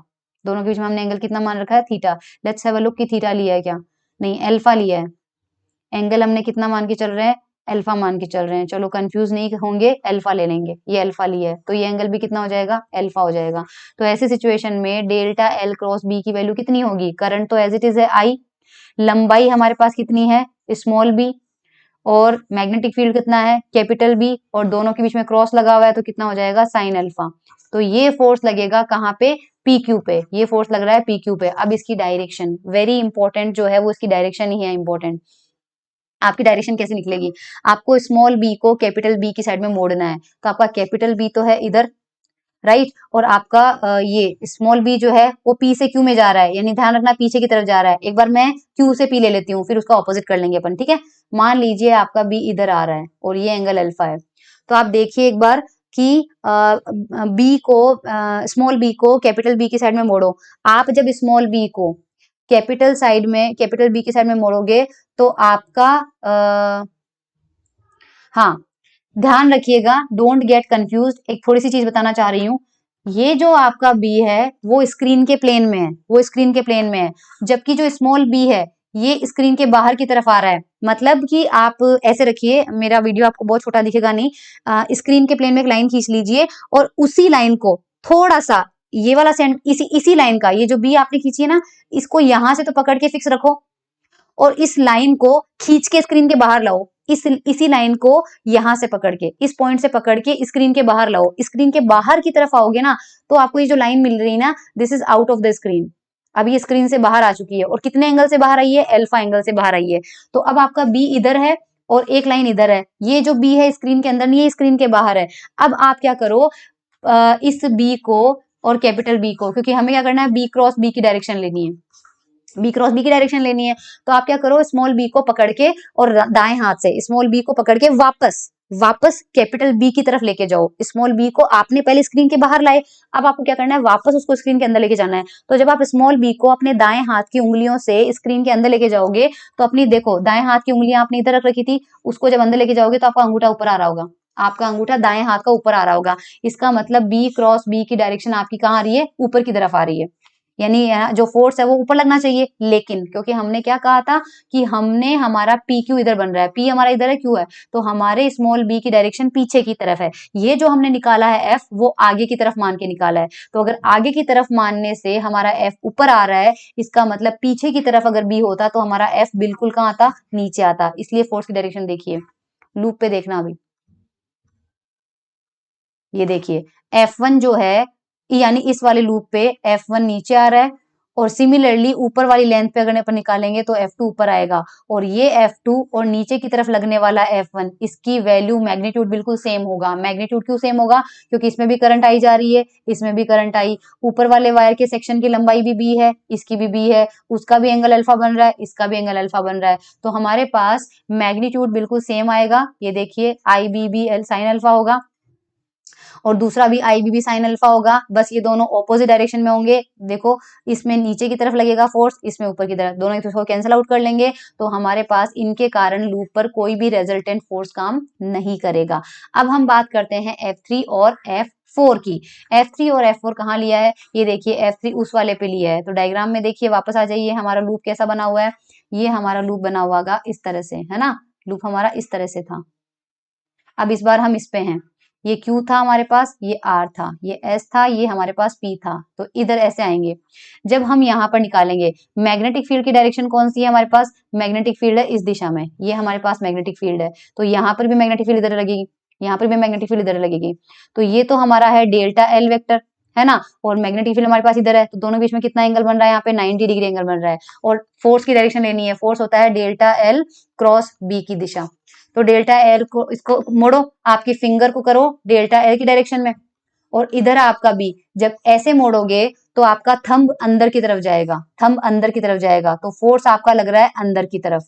अब एसपी पे देखो, एसपी पे क्या है, डेल्टा एल तो आ रहा है नीचे और मैग्नेटिक फील्ड है इधर, तो इस बार डेल्टा एल को बी की साइड में मोड़ो, आपका थंब आ रहा है बाहर। यानी कि इस बार हमारे लूप पे सिचुएशन क्या हो रही है कि फोर्स तो सेम लगेगा, मैग्नीट्यूड तो सेम होगा, लेकिन सिचुएशन कंडीशन क्या हो गई हमारे साथ, सिचुएशन हमारे साथ क्या हो गई, देखो इस पे लग रहा है फोर्स अंदर की तरफ और इस पे लग रहा है फोर्स बाहर की तरफ, तो एक पे अंदर की तरफ लगेगा, एक पे बाहर की तरफ लगेगा, तो होगा क्या, ये लूप घूम जाएगा। घूमने का रिस्पॉन्सिबल कौन होता है, टॉर्क होता है, तो यहाँ पे टॉर्क काम करेगा। तो टॉर्क का फॉर्मूला होता है हमारा आर क्रॉस एफ। सबसे पहले हमने इस फोर्स की वैल्यू निकाल ली, this is F3 and this is F4। तो दोनों के अंदर करंट जा रही है आई, इसमें भी आई जा रही, इसकी लेंथ भी एल है, इसकी लेंथ भी एल है, और हमारे पास यहाँ पर जो एंगल बन रहा है वो थोड़ा सा हमको यहाँ पर देखना पड़ेगा। तो इस बार हमारे पास, क्योंकि एल क्रॉस बी जो है वो परपेंडिकुलर है, हमने देखा था डेल्टा एल जो है वो तो प्लेन में ही है, और डेल बी जो है इधर है और डेल्टा एल इधर है, तो हमारे पास 90 है, तो हमें एंगल की टेंशन ही नहीं है। फोर्स का होगा आई एल बी, F3 की वैल्यू भी यही होगी और F4 की वैल्यू भी यही होगी। तो हमारे पास फोर्स तो आ चुका है जो टॉर्क के लिए रिस्पॉन्सिबल होगा, ठीक है। F3 हमारे पास ये है, एल और बी परस्पर परपेंडिकुलर है। सिमिलरली एसपी पर निकाला F4 की वैल्यू भी देखिए ये आ रही है, और यहाँ से आई एल भी है। अब हमें क्या करना है, यहाँ पे टॉर्क निकालना है। टॉर्क की कंडीशन होती है, टॉर्क की कंडीशन क्या होती है, टॉर्क होता है फोर्स और दोनों फोर्स के बीच की परपेंडिकुलर डिस्टेंस हमें लेनी है, दोनों फोर्स के बीच की परपेंडिकुलर डिस्टेंस हमें लेनी है। तो ध्यान से देखिए, 3D में इमेजिन करना पड़ेगा आपको। पता नहीं मैं कितनी बार बना चुकी हूँ सेम डायग्राम। और ये हमारे पास इस तरह से था, ठीक है। दोनों के बीच की परपेंडिकुलर डिस्टेंस लेनी है, तो F3 उधर जा रहा है और F4 इधर आ रहा है, ध्यान रखना। दोनों के बीच की परपेंडिकुलर डिस्टेंस का मतलब है बिल्कुल यहाँ पे इन दोनों के बीच की एकदम परपेंडिकुलर डिस्टेंस ये हुई है। आ गई बात समझ में? करेक्ट। हमारे पास पता है कि ये अगर मैं लाइन खींचती हूँ यहाँ पे, तो क्वेश्चन में हमें ये एंगल दिया हुआ है अल्फा, इसको यहाँ पे मिला लो, ओके। और ये जो डिस्टेंस है वो हमें दिया हुआ है बी, तो ये जो डिस्टेंस है वो कितनी हो जाएगी, बी कॉस अल्फा।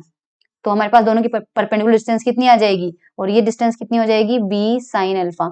तो परपेंडिकुलर डिस्टेंस कितनी हो जाएगी, बी कॉस अल्फा। तो फोर्स का मैग्नीट्यूड कितना है, आई एल बी, और परपेंडिकुलर डिस्टेंस कितनी हो जाएगी, बी कॉस अल्फा।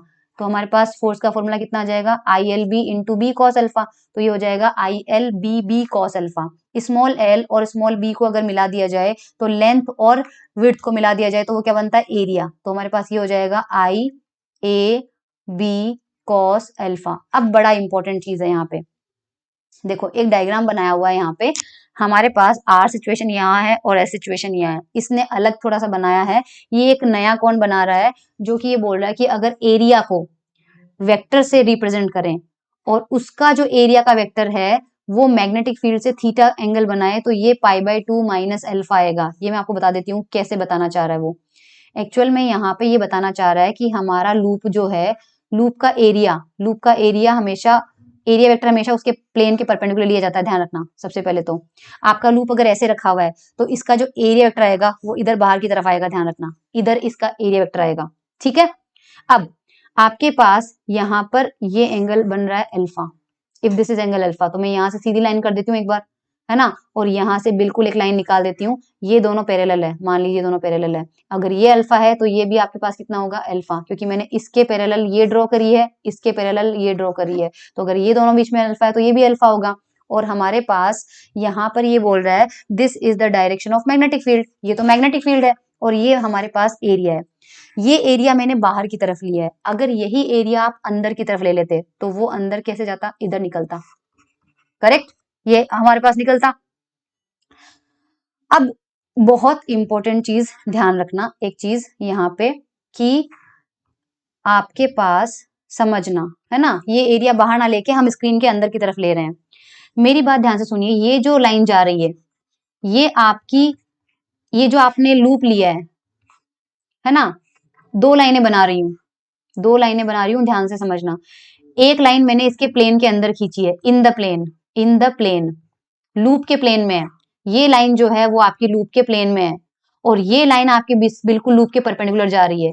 तो कोई भी लूप आपका रखा हुआ होता है, तो उसके प्लेन में जो लाइन होती है और उसके प्लेन के परपेंडिकुलर जो लाइन होती है, जाहिर सी बात है उनके बीच का एंगल कितना होता है, 90 होता है। रिमेंबर वन थिंग कि ये जो लाइन है that is perpendicular to plane, ये प्लेन के बिल्कुल परपेंडिकुलर लिए हमने, क्योंकि प्लेन कौन सा है, लूप का। जो आपका ये रेक्टेंगुलर लूप बना हुआ है इसी को मैं प्लेन बोल रही हूँ। तो इस प्लेन के परपेंडिकुलर लाइन है, और ये जो लाइन है ये है parallel to plane, parallel to plane, ये प्लेन के अंदर है।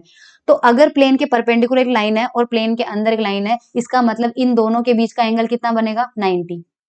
अभी भी एग्जांपल दिया ना, ये दिख नहीं रहा होगा भले, लेकिन आप उसको विजुअलाइज कीजिए कि कोई आपने एक शीट ली है, नोटबुक अपनी ले लो, उस नोटबुक के अंदर, नोटबुक के प्लेन में एक लाइन खींच दो, और एक नोटबुक के बिल्कुल प्लेन के परपेंडिकुलर उसका एरिया इधर जाएगा, एरिया हमेशा परपेंडिकुलर जाता है, तो उसके प्लेन के परपेंडिकुलर कोई लाइन खींचोगे तो दोनों के बीच में हमेशा एंगल 90 बनेगा। सो ये एंगल 90 है, इसका मतलब ये हमारा एरिया वेक्टर है, और ये आपने लूप के प्लेन में माना है, और ये आपकी मैग्नेटिक फील्ड है, ये आपकी मैग्नेटिक फील्ड है, ये देखो मैग्नेटिक फील्ड है।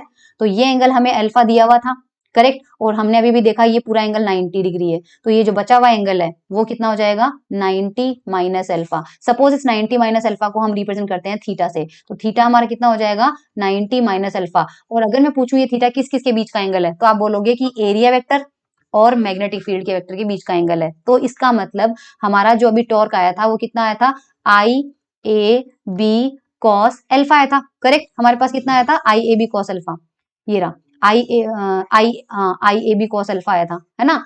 और हमें पता है कि थीटा की वैल्यू कितनी है, 90 माइनस अल्फा है। थीटा हमारे पास कितना आ रहा है, थीटा हमारे पास आ रहा है 90 माइनस अल्फा। तो अल्फा की वैल्यू कितनी हो जाएगी 90 माइनस थीटा। तो हम इसे क्या लिख सकते हैं आई ए बी कॉस अल्फा की जगह क्या लिख सकते हो 90 माइनस थीटा। ये हो जाएगा I A B cos 90 minus theta कितना होता है साइन थीटा, तो ये कितना आ जाएगा साइन थीटा। और हमें पता है कि थीटा किस किस का बीच का एंगल है, एरिया वेक्टर और मैग्नेटिक फील्ड का वेक्टर। तो ऐसी सिचुएशन में अगर मैं ए क्रॉस बी की वैल्यू निकालूं तो आप बोलोगे ए का मैग्नीट्यूड बी का मैग्नीट्यूड दोनों के बीच का एंगल का साइन ले लो, तो ए बी साइन थीटा। तो इस ए बी साइन थीटा को आप क्या लिख सकते हो, यहाँ पे ए क्रॉस बी लिख सकते हो, यहाँ पे आई इंटू ए को अलग लिख लो और बी को अलग लिख लो और साइन थीटा को अलग लिख लो।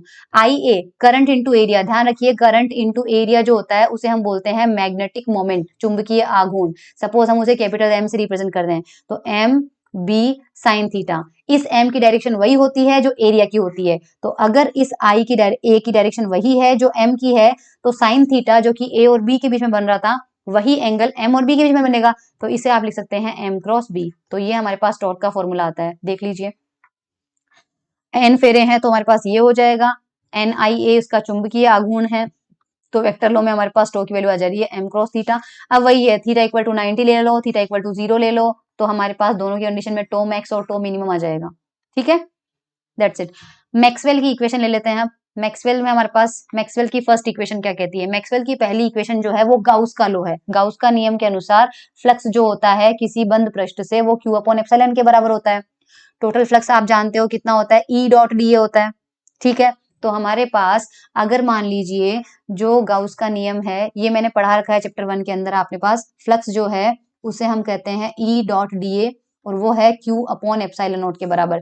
सपोज ये चार्ज आपका पॉइंट चार्ज में ना होके एक वॉल्यूम एलिमेंट लिया है आपने डीवी और उसमें आपके पास डी क्यू चार्ज है, तो रो जो है जिसे हम बोलते हैं चार्ज डेंसिटी, उसका फॉर्मूला कितना होता है चार्ज पर यूनिट वॉल्यूम। तो यहाँ से डी क्यू की वैल्यू कितनी आ जाएगी रो डीवी। अगर वॉल्यूम में टोटल चार्ज निकालना है तो इंटीग्रेशन कर दो दोनों साइड में, तो टोटल चार्ज क्यू आता है, तो क्यू को हम क्या लिख सकते हैं इंटीग्रेशन रो डीवी। तो इस क्यू को हम क्या लिख सकते हैं E dot D A is equal to 1 upon epsilon rho dv. ये मैक्सवेल की पहली इक्वेशन का इंटीग्रल फॉर्म है।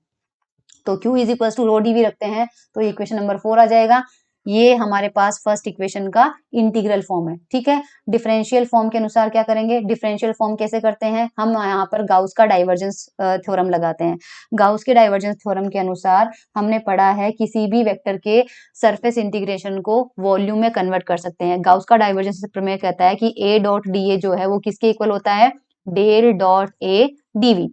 तो हमारे पास ई डॉट डी ए था, उस ई डॉट डी ए को हम क्या लिख सकते हैं डेल डॉट ई डीवी। तो ये डीवी यहाँ पे रख देते हैं, तो इस इक्वेशन से हमें क्या मिलेगा del dot E dv is equals to इस 1 अपॉन एप्सिलॉन को अंदर ले जाते हैं तो हमें मिलेगा रो अपॉन एप्सिलॉन डीवी। दोनों की तुलना कीजिए, डीवी से डीवी कैंसिल आउट हो जाएगा, इंटीग्रेंड दोनों के बराबर हो जाएंगे, तो del dot E is equals to कितना हो जाएगा रो अपॉन एप्सिलॉन। ये मैक्सवेल के पहले समीकरण का अवकलन रूप है, डिफरेंशियल फॉर्म है, ये देखिए अवकल रूप है। ठीक है, ये हमारे पास डी में भी आ सकता है। देखो एप्सिलॉन को अगर उधर ले जाओ तो हमारे पास एप्सिलॉन ई हो जाएगा, और हम जानते हैं डिस्प्लेसमेंट वेक्टर जो होता है पढ़ रखा है हमने एप्सिलॉन ई के बराबर होता है, तो ये डाइवर्जेंस डॉट डी। ठीक है, ये मैक्सवेल का फर्स्ट इक्वेशन। मैक्सवेल का सेकंड इक्वेशन जो होता है वो मैग्नेटिक फ्लक्स से रिलेटेड होता है। हमने देखा कि मैग्नेटिक फ्लक्स तो हमेशा जीरो होता है क्योंकि उसका डाइवर्जेंस जीरो होता है, तो फाई भी हमारे पास कितना है बी डॉट डी होता है। हमने देखा ना डाइवर्जेंस ऑफ बी हमारे पास कितना होता है जीरो, और मैग्नेटिक फ्लक्स जो होता है वो हमारे पास जीरो होता है, अभी थोड़ी देर पहले बताया था आपको। तो ये हमारे पास जीरो होगा तो ये जीरो, बस यही मैक्सवेल के पहले सेकंड इक्वेशन का इंटीग्रल फॉर्म है। ठीक है, और गाउस डाइवर्जेंस थ्योरम से हम जानते हैं बी डॉट डी किसके बराबर होता है डेल डॉट बी डीवी के बराबर होता है। तो अगर ये जीरो आएगा तो ये भी जीरो होगा, तो यहाँ से हमारे पास divergence of B equal to zero, ये उसका अवकलन रूप है। अवकलन रूप होगा, ये समाकलन नहीं होगा, ध्यान रखना। ये इक्वेशन 3 बोल रहा है, इक्वेशन 3 तो समाकलन रूप है और इक्वेशन 5 जो है वो अवकलन रूप है। ठीक है, थर्ड इक्वेशन मैक्सवेल की थर्ड इक्वेशन जो होती है वो फैराडे और लेंज लॉ के हिसाब से होती है। हमको पता है कि अगर कोई क्लोज पाथ है सी, है ना, और उसमें से एसोसिएटेड चुंबकीय फ्लक्स मैग्नेटिक फ्लक्स अगर चेंज होता है तो उसमें एक इलेक्ट्रोमोटिव फोर्स ईएमएफ इंड्यूस हो जाता है, और फैराडे के विद्युत चुंबकीय प्रेरण 11th 12th के अंदर फैराडे का लॉ आपने पढ़ा है, इंड्यूस्ड ईएमएफ की वैल्यू कितनी होती है माइनस का del phi upon del t होता है। और हम जानते हैं कि जो ईएमएफ होता है, ईएमएफ बेसिकली क्या होता है पोटेंशियल डिफरेंस ही तो होता है, और पोटेंशियल डिफरेंस का फॉर्मूला हम जानते हैं ई डॉट डीएल होता है, पढ़ रखा है v equal to E dot DL. तो इस ई की जगह हम क्या रख सकते हैं ई डॉट डीएल। इन्होंने डीएल को डी एस से लिखा है, उसको एस को सरफेस मत समझना, वो एस लेंथ ही है, यहाँ पर डीएल लिखना चाहिए, यहाँ पे डीएल करो ताकि कंफ्यूजन नहीं हो आपको, ठीक है। और हम जानते हैं कि फाई बी कितना होता है, बी डॉट डी ए। तो देखिए अब हमारे पास कितना आ रहा है, जस्ट अ मिनट, हमारे पास ईएमएफ आया है माइनस का del phi B upon del T, correct, minus का del by del T, flux को हम क्या लिख सकते हैं, इंटीग्रेशन बी डॉट डी ए।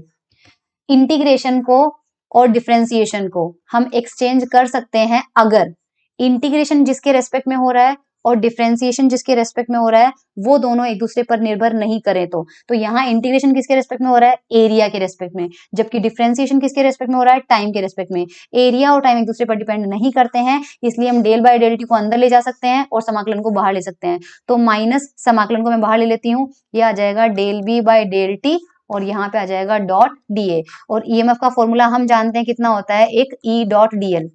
स्टॉक की कल थ्योरम से, स्टॉक वाली कल थ्योरम से ई डॉट डीएल को हम क्या लिख सकते हैं, del cross E dot D A, और ये हो जाएगा हमारे पास minus del B by del T dot D A. दोनों में डीए से D A cancel out, remaining part equal हो जाएगा, डेल क्रॉस ई हमारा कितना बचेगा, माइनस का del B by del t. ये मैक्सवेल के थर्ड इक्वेशन का डिफरेंशियल फॉर्म है, ठीक है।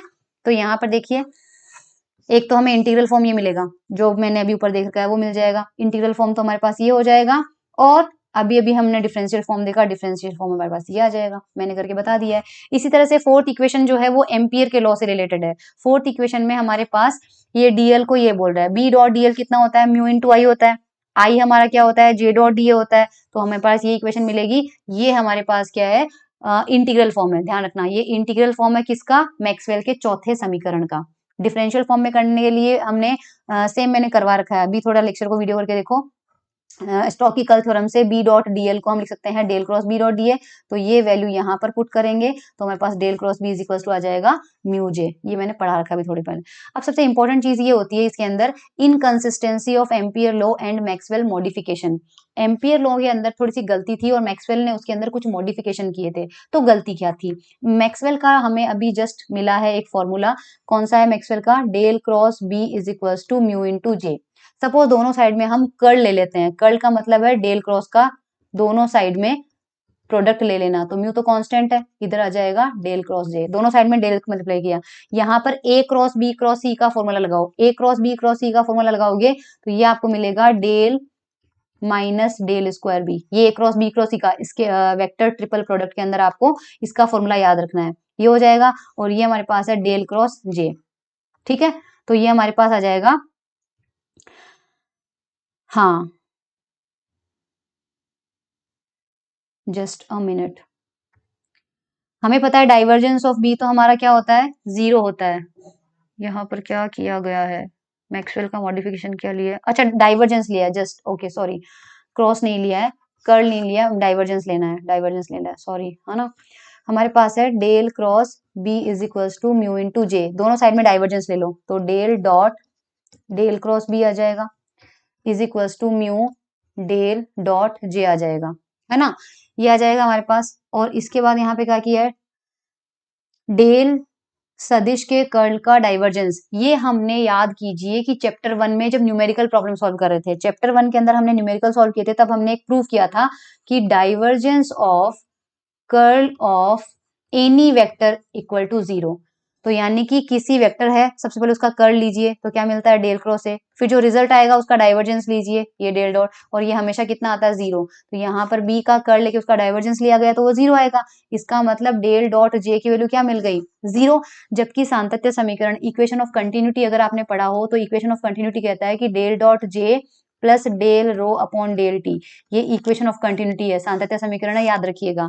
जे जो है वो करंट डेंसिटी है, रो आपकी चार्ज डेंसिटी है, ठीक है। तो हमारे पास यहाँ पर del dot J equal to zero आ रहा है, तो इस हिसाब से तो यहाँ पर del rho by del T equal to zero होना चाहिए। तो यहाँ पर देखिए हमारे पास अगर हम इसको सही मानते हैं तो रिजल्ट आता है ये, जबकि इक्वेशन ऑफ कंटिन्यूटी को सही मानते हैं तो रिजल्ट आता है ये रिलेशन और ये रिलेशन सिमिलर नहीं है। इसका मतलब ये हुआ कि एम्पियर के नियम ने इक्वेशन ऑफ कंटिन्यूटी को अच्छे से नहीं समझाया, तो एम्पियर के नियम में कुछ बदलाव करने पड़ेंगे। तो हमें ये पता चलता है कि ये तभी ट्रू है, यानी ये रिजल्ट कब सही होंगे, ये दोनों रिजल्ट एक साथ कब सही होंगे? अगर del rho by del t सही हो जाए। तो इसका मतलब स्थायी धाराओं, स्टैटिक करंट, जिनमें del rho by del t यानी चार्ज डेंसिटी जो है, अगर वो टाइम के साथ चेंज नहीं हो रहा है, यानी चार्ज जो है वो टाइम के साथ चेंज नहीं हो रहा है, तब तो एम्पियर का लॉ वैलिड है।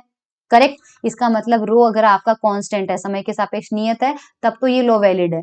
तो एम्पियर का नियम केवल स्थिर धाराओं के लिए वैलिड है, लेकिन अगर कहीं पे आपके पास रो का टाइम के साथ वेरिएबल आता है, वेरिएशन होता है, तो ये वैलिड नहीं रहेगा। तो अगर इसकी वैलिडिटी वहां भी बनाए रखनी है तो हमें क्या करना पड़ेगा? इसका मतलब दोनों तरह की धाराओं के लिए मैक्सवेल ने एक तर्क दिया। मैक्सवेल ने ये बोला कि जो आपका करंट डेंसिटी जे ले रहे हो, उसके दो पार्ट करो, जेएफ प्लस जेडी। अब यहाँ पर क्या होगा? जो जेएफ होगा वो हमारे पास फ्री इलेक्ट्रॉन की वजह से जो करंट आती है उसकी वजह से करंट आएगी, इसे हम फ्री करंट भी कहते हैं। लेकिन जो जेडी है वो आपके पास तभी आएगा जब कहीं पर इलेक्ट्रिक फील्ड जो हो उसका टाइम के साथ चेंज हो रहा हो। इलेक्ट्रिक फील्ड अगर कहीं पे टाइम के साथ चेंज हो रही होगी तभी जेडी आएगा। और दो करंट हमारे पास हो गई। नॉर्मली हम जो यहाँ पर हमारे घरों में जो वायर होते हैं, सपोज कॉपर का वायर है, उस कॉपर के वायर में जो करंट आती है ना, वो इलेक्ट्रॉन की वजह से आ रही है, यानी प्योरली वो कौन सी करंट है? जेएफ है। लेकिन आप देखिए कभी भी अगर किसी सर्किट में कैपेसिटर लगा हुआ होता है और मान लीजिए हमारे पास रेजिस्टेंस है या जैसे भी है, जब इसमें करंट फ्लो होती है तो हम यही कहते हैं कि करंट हमेशा क्लोज पाथ में फ्लो होती है। करेक्ट। कैपेसिटर क्या होता है? कैपेसिटर होता है दो मेटल की प्लेट्स होती है और बीच के भाग में एयर होती है खाली। सर्किट ब्रेक हो चुका है, अगर सर्किट ब्रेक हो चुका है तो ये करंट आगे गई कैसे? नहीं जानी चाहिए थी। इसका मतलब ये है कि जब तक वायर मिलता है तब तक तो फ्री इलेक्ट्रॉन फ्लो हो जाते हैं, और जो करंट हमें मिलती है वो कौन सी करंट होती है? फ्री करंट होती है, मुक्त धारा, जेएफ। लेकिन जैसे ही कैपेसिटर के अंदर पोर्शन आता है तो आपका जेएफ वाला पोर्शन तो हो जाता है जीरो, क्योंकि उसको फ्लो होने के लिए वायर चाहिए, और अब आपके पास वायर नहीं है। तो यहाँ पर जो उस करंट को मेंटेन करके रखता है वो कौन सा वाला हिस्सा है? जेडी। क्यों? क्योंकि जब करंट फ्लो होती है तो आप जानते हो कैपेसिटर चार्ज हो रहा होता है। कैपेसिटर चार्ज हो रहा होता है तो क्यू आपके पास कंटिन्यू क्या हो रहा है? चेंज हो रहा है। और जब क्यू चेंज हो रहा है तो उसकी वजह से वहां पर इलेक्ट्रिक फील्ड भी चेंज होगी। क्यों? क्योंकि कैपेसिटर के प्लेट के बीच में इलेक्ट्रिक फील्ड कितनी होती है? इलेक्ट्रिक फील्ड आपके पास कितना होता है? अपन ने पढ़ा है सिग्मा अपॉन एप्सिलॉन होता है।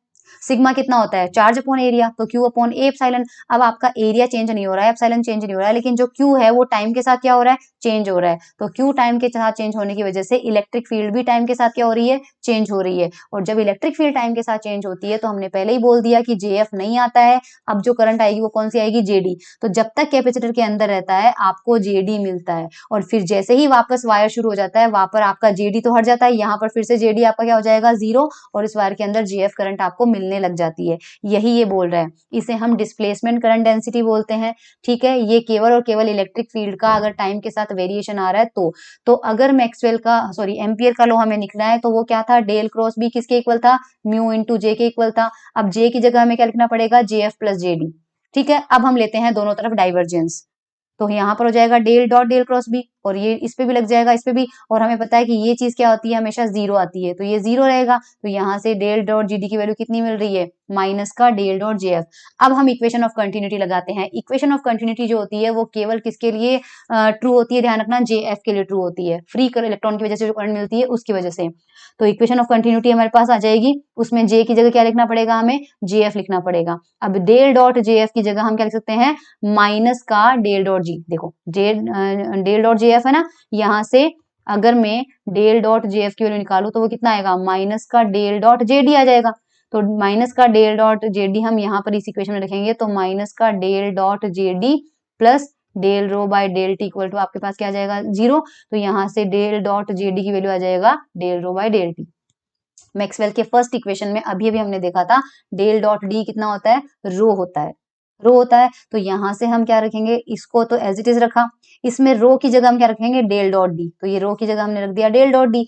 फिर इस डेल को बाहर ले लो और इस डेल बाय डेल टी को अंदर ले लो। क्यों? क्योंकि मैंने कहा था दो बैक टू बैक डिफरेंशिएशन अगर होते हैं तो हम उन्हें एक्सचेंज कर सकते हैं, अगर जिसके रेस्पेक्ट में वो हो रहा हो वो चेंज नहीं हो। तो डेल ऑपरेटर में जो डिफरेंशिएशन हो रहा है उसमें क्या क्या आएंगे, डेल बाय डेल एक्स आएगा, डेल बाय डेल वाई आएगा, डेल बाय डेल जेड आएगा, डेल बाय डेल टी तो नहीं आएगा ना।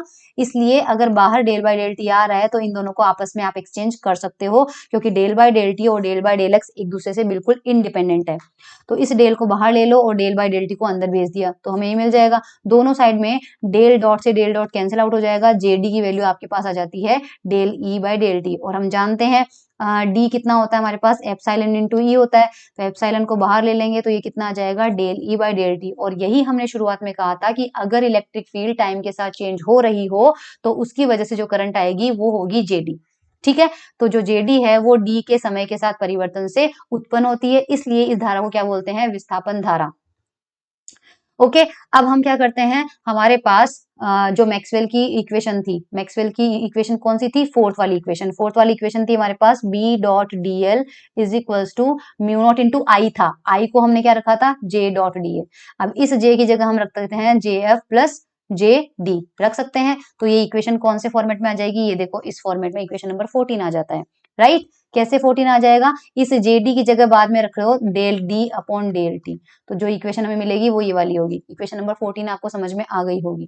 इसके अलावा डेल क्रॉस बी जो है वो हमारे पास कितना था, म्यू इंटू जे था, म्यू इंटू जे था, तो यहाँ पर जे एफ आ जाएगा और यहाँ पे जे डी हो जाएगा। इस del D by del t को हम डी डॉट से भी रिप्रेजेंट कर सकते हैं। डॉट का मतलब होता है एक बार डिफ्रेंसिएशन कर लेना, और अगर एच के फॉर्म में चाहिए तो इस म्यू को इधर लेके आ जाओ तो एच आ जाएगा जे एफ प्लस जे डी। ये हमारे पास मैक्सवेल के जो फोर्थ इक्वेशन का इंटीग्रल और डिफरेंशियल फॉर्म है। 14 वाला इंटीग्रेशन फॉर्म हो गया और 16 या 15 हमारे पास डिफरेंशियल फॉर्म, करेक्टेड मॉडिफाइड। ठीक है, ये मैक्सवेल के 4 नियम है जो कि टेबल में बना रखे हैं। एक मिनट मैं आपको दिखा देती हूँ ताकि आपको समझ में आए हुए रहे। डाइलेक्ट्रिक में ऐसा होगा, वैक्यूम में ऐसा होगा, फ्री स्पेस में होगा, और ये इंपॉर्टेंट पर हाँ पूछा जा सकता है तो इसलिए समझ लेते हैं। देखो हमारे पास del dot E is equals to rho upon epsilon मिला है, ठीक है। वैक्यूम में क्या होगा, वैक्यूम में बस एप्सिलॉन की जगह कितना आ जाएगा, एप्सिलॉन नॉट। और फ्री स्पेस का मतलब, जो फ्री स्पेस का मतलब होता है चार्ज नहीं है वहां पे, अगर चार्ज नहीं है तो रो की वैल्यू कितनी आ जाएगी, 0।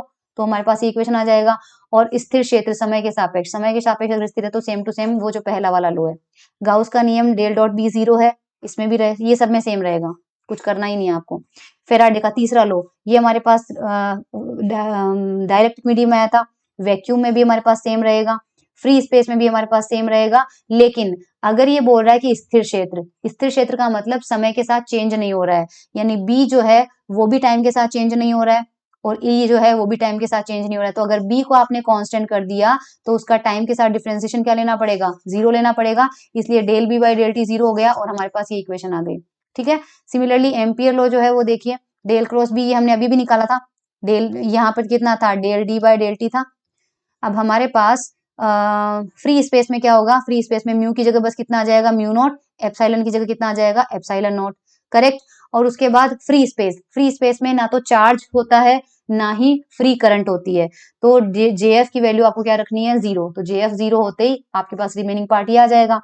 और अगर ये बोल रहा है कि टाइम के साथ चेंज नहीं हो रहा है, इसका मतलब यहाँ पर जे एफ तो है लेकिन जो इलेक्ट्रिक फील्ड है उसमें टाइम के साथ चेंज नहीं हो रहा है, टाइम के साथ चेंज नहीं होगा तो जेएफ तो आपका आ जाएगा और del E by del t वाला क्या पार्ट हो जाएगा, 0, ये आ जाएगा। अब ये जैसे मैंने डिफरेंशिएशन किया है वैसे इंटीग्रल जो है वो आप खुद समझने की कोशिश कीजिएगा। ये इंटीग्रेशन है हमारे पास, जस्ट मिनट दिखा देती हूँ। ये गाउस का नियम हो जाएगा, ये फेराडे का नियम हो जाएगा और ये एम्पियर का नियम हो जाएगा। ओके, डिस्प्लेसमेंट करंट जो मैंने अभी अभी बताया है कि मैक्सवेल ने इसको कैसे समझाया, तो मैक्सवेल ने किया कि जो कंडक्शन करंट होती है वो हमारे पास दो तरह से आती है, समय के साथ चेंज होने से भी आती है। तो इसको समझने के लिए देखो हम क्या करते हैं, हम एक कैपेसिटर लेते हैं, हमारा बैटरी है, करेक्ट। तो हमारा यहाँ पे की लगा हुआ है, जब हम की को यहाँ पे अटैच करेंगे तो हमारा सर्किट, हमारा करंट का लूप पाथ कैसा होगा, इस कंडीशन में आ जाएगा। और मतलब ऑन ऑफ करने के लिए बैटरी को रिमूव और उसके उसके लिए यहाँ पे एक सर्किट बनाया हुआ है, इसका डिस्कशन समझते हैं। जब हम की को दबाते हैं छोड़ते हैं तो होता क्या है, धारा में परिवर्तन होता है, ठीक है। जब हम की को दबाएंगे या छोड़ेंगे, देखो एक्चुअल में आपने चार्जिंग और डिस्चार्जिंग अपन पढ़ेंगे, कैपेसिटर की चार्जिंग और डिस्चार्जिंग होती है। तो हमारे पास, अगर आपको ये समझ में नहीं आ रहा है तो मैं डायग्राम आपको समझाती हूँ। देखो सपोज हमारे पास रेजिस्टेंस है और कैपेसिटर है, ठीक है। हमने क्या किया है, यहाँ पे एक बैटरी लगा रखी है। तो सबसे पहले जब हम यहाँ पर इस सर्किट को स्टार्ट करेंगे तो यहाँ से करंट फ्लो होगी। तो शुरुआत में इसमें करंट जो है वो 0 से लेके अपनी मैक्सिमम वैल्यू आई नोट तक चेंज होगी, करेक्ट। और दोबारा हम क्या करते हैं, उसके बाद मान लीजिए इस बैटरी को हटा देते हैं, इस बैटरी को हटा देते हैं तो हमारे पास सर्किट क्या होगी, आई नोट से वापस 0 तक आएगी। तो यहाँ पर जो 2 की है इनका काम यही है, ये जो 2 की है इससे हमारे पास क्या होगा, दबाने से और छोड़ने से करंट बढ़ती और घटती है। तो करंट को चेंज करने का काम है बेसिकली यहाँ पे, ओके, और ज्यादा कुछ भी नहीं है। तो हमेशा हमारे पास करंट चेंज होता है। चरघातांकी इसलिए बोला है क्योंकि आप चार्जिंग और डिस्चार्जिंग जब हम पढ़ेंगे तो हम उसमें देखेंगे कि जो करंट का वेरिएशन होता है वो एक्सपोनेंशियल होता है, ये बाद में प्रूव कर देंगे, ओके। हम जानते हैं कि अगर हम करंट फ्लो चाहते हैं तो सर्किट कैसा होना चाहिए, सतत। सतत का मतलब कंटिन्यूस होना चाहिए, क्लोज होना चाहिए। तो अगर कैपेसिटर के बीच में गैप है तो गैप की वजह से हमें करंट नहीं मिलनी चाहिए, ये यही बोल रहा है, करंट नहीं मिलनी चाहिए। फिर भी हमें वहां पर करंट मिलती है, क्यों, क्योंकि वहां पर बंद परिपथ के लिए तो सारे वैलिड होते हैं। तो मैक्सवेल ने जो डिस्प्लेसमेंट करंट का कंसेप्ट दिया था अभी थोड़ी देर पहले, वो देख लीजिए, अपन को पता है। प्लेटों के बीच में विद्युत क्षेत्र कितना होता है, sigma F upon epsilon not. और डी हम जानते हैं कितना होता है, एप्सिलॉन नॉट इंटू ई। हमारे पास डी क्या हो जाएगा, फ्री स्पेस के लिए एप्सिलॉन नॉट ई हो जाएगा। और यहाँ से अगर मैं एप्सिलॉन नॉट ई की वैल्यू निकालूं, यहाँ से अगर मैं एप्सिलॉन नॉट ई की वैल्यू निकालूं तो वो किसके इक्वल आ रहा है, सिग्मा एफ। तो ये वाला और ये वाला अगर इक्वल है तो डी किसके बराबर होना चाहिए, सिग्मा एफ के बराबर होना चाहिए। तो डी हमारे पास कितना है, सिग्मा है। This D is called displacement vector, जिसके बारे में हम पढ़ रखा है हमने, ठीक है। अब हमारा करंट क्या होता है, del Q by del t होता है। Del Q by del t होता है कि नहीं होता, राइट। और करंट डेंसिटी कितना हो जाएगा, करंट डेंसिटी हमारे पास, अगर मान लीजिए आपने एरिया एकांक क्षेत्रफल ले लिया तो यही करंट जो है वो किस में आ जाएगा। देखो मैं यहाँ पर एरिया से डिवाइड कर दूं और यहाँ पर भी एरिया से, दोनों साइड में कर दिया तो लेफ्ट हैंड साइड में आई अपॉन ए कितना हो जाएगा, जे। और यहाँ पर आपके पास del Q by del T, sorry del Q upon A. यहाँ पे देख लीजिएगा क्यू है ऊपर, नीचे है ए और साथ में कितना है, टाइम। तो क्यू अपॉन एरिया कितना हो जाएगा, चार्ज डेंसिटी सिग्मा, ये सिग्मा हो जाएगा। और नीचे आपके पास कितना मिल रहा है, टी, तो सिग्मा बाई टी हो जाएगा। तो यहाँ पर देखिए सिग्मा आ जाएगा और डेल बाई डेल टी आ जाएगा और उधर हमारे पास जे हो चुका है, ठीक है। सिग्मा की वैल्यू हमने देखी है, सिग्मा की वैल्यू किसके इक्वल आई थी, अभी अभी डी के इक्वल आई थी। तो जे हमारे पास आ जाएगा del t by del t J D, जो कि हमने अभी जस्ट थोड़ी देर पहले पढ़ा है। इसका मतलब डिस्प्लेसमेंट जो वेक्टर है उसके अगर टाइम के साथ चेंज होता है तो उसकी वजह से करंट आती है, इसे हम विस्थापन धारा घनत्व कहते हैं। और ये किसके इक्वल होती है, मैग्नीट्यूड में जो जेडी आता है ना वो जेएफ के इक्वल होता है। तभी तो हम ये कहते हैं कि जैसे ही कैपेसिटर आएगा जेएफ की वैल्यू खत्म हो जाएगी तो ये जो जेडी है वो बिल्कुल मेंटेन करके रखेगा इसको जेएफ के बराबर, तो ये हमें मेंटेनेंस से मिल जाएगा, ठीक है। इस प्रकार हम देखते हैं कि संधारित्र की धारा विद्युत विस्थापन धारा घनत्व की परिकल्पना से उसको कंटिन्यूटी बनी हुई रहती है, तो सर्किट बीच में टूट भी गया तो भी करंट फ्लो होती रहती है। दैट्स ऑल, ये था हमारा पूरा मैग्नेटिज्म वाला part. Thank you so much everyone and have a good day.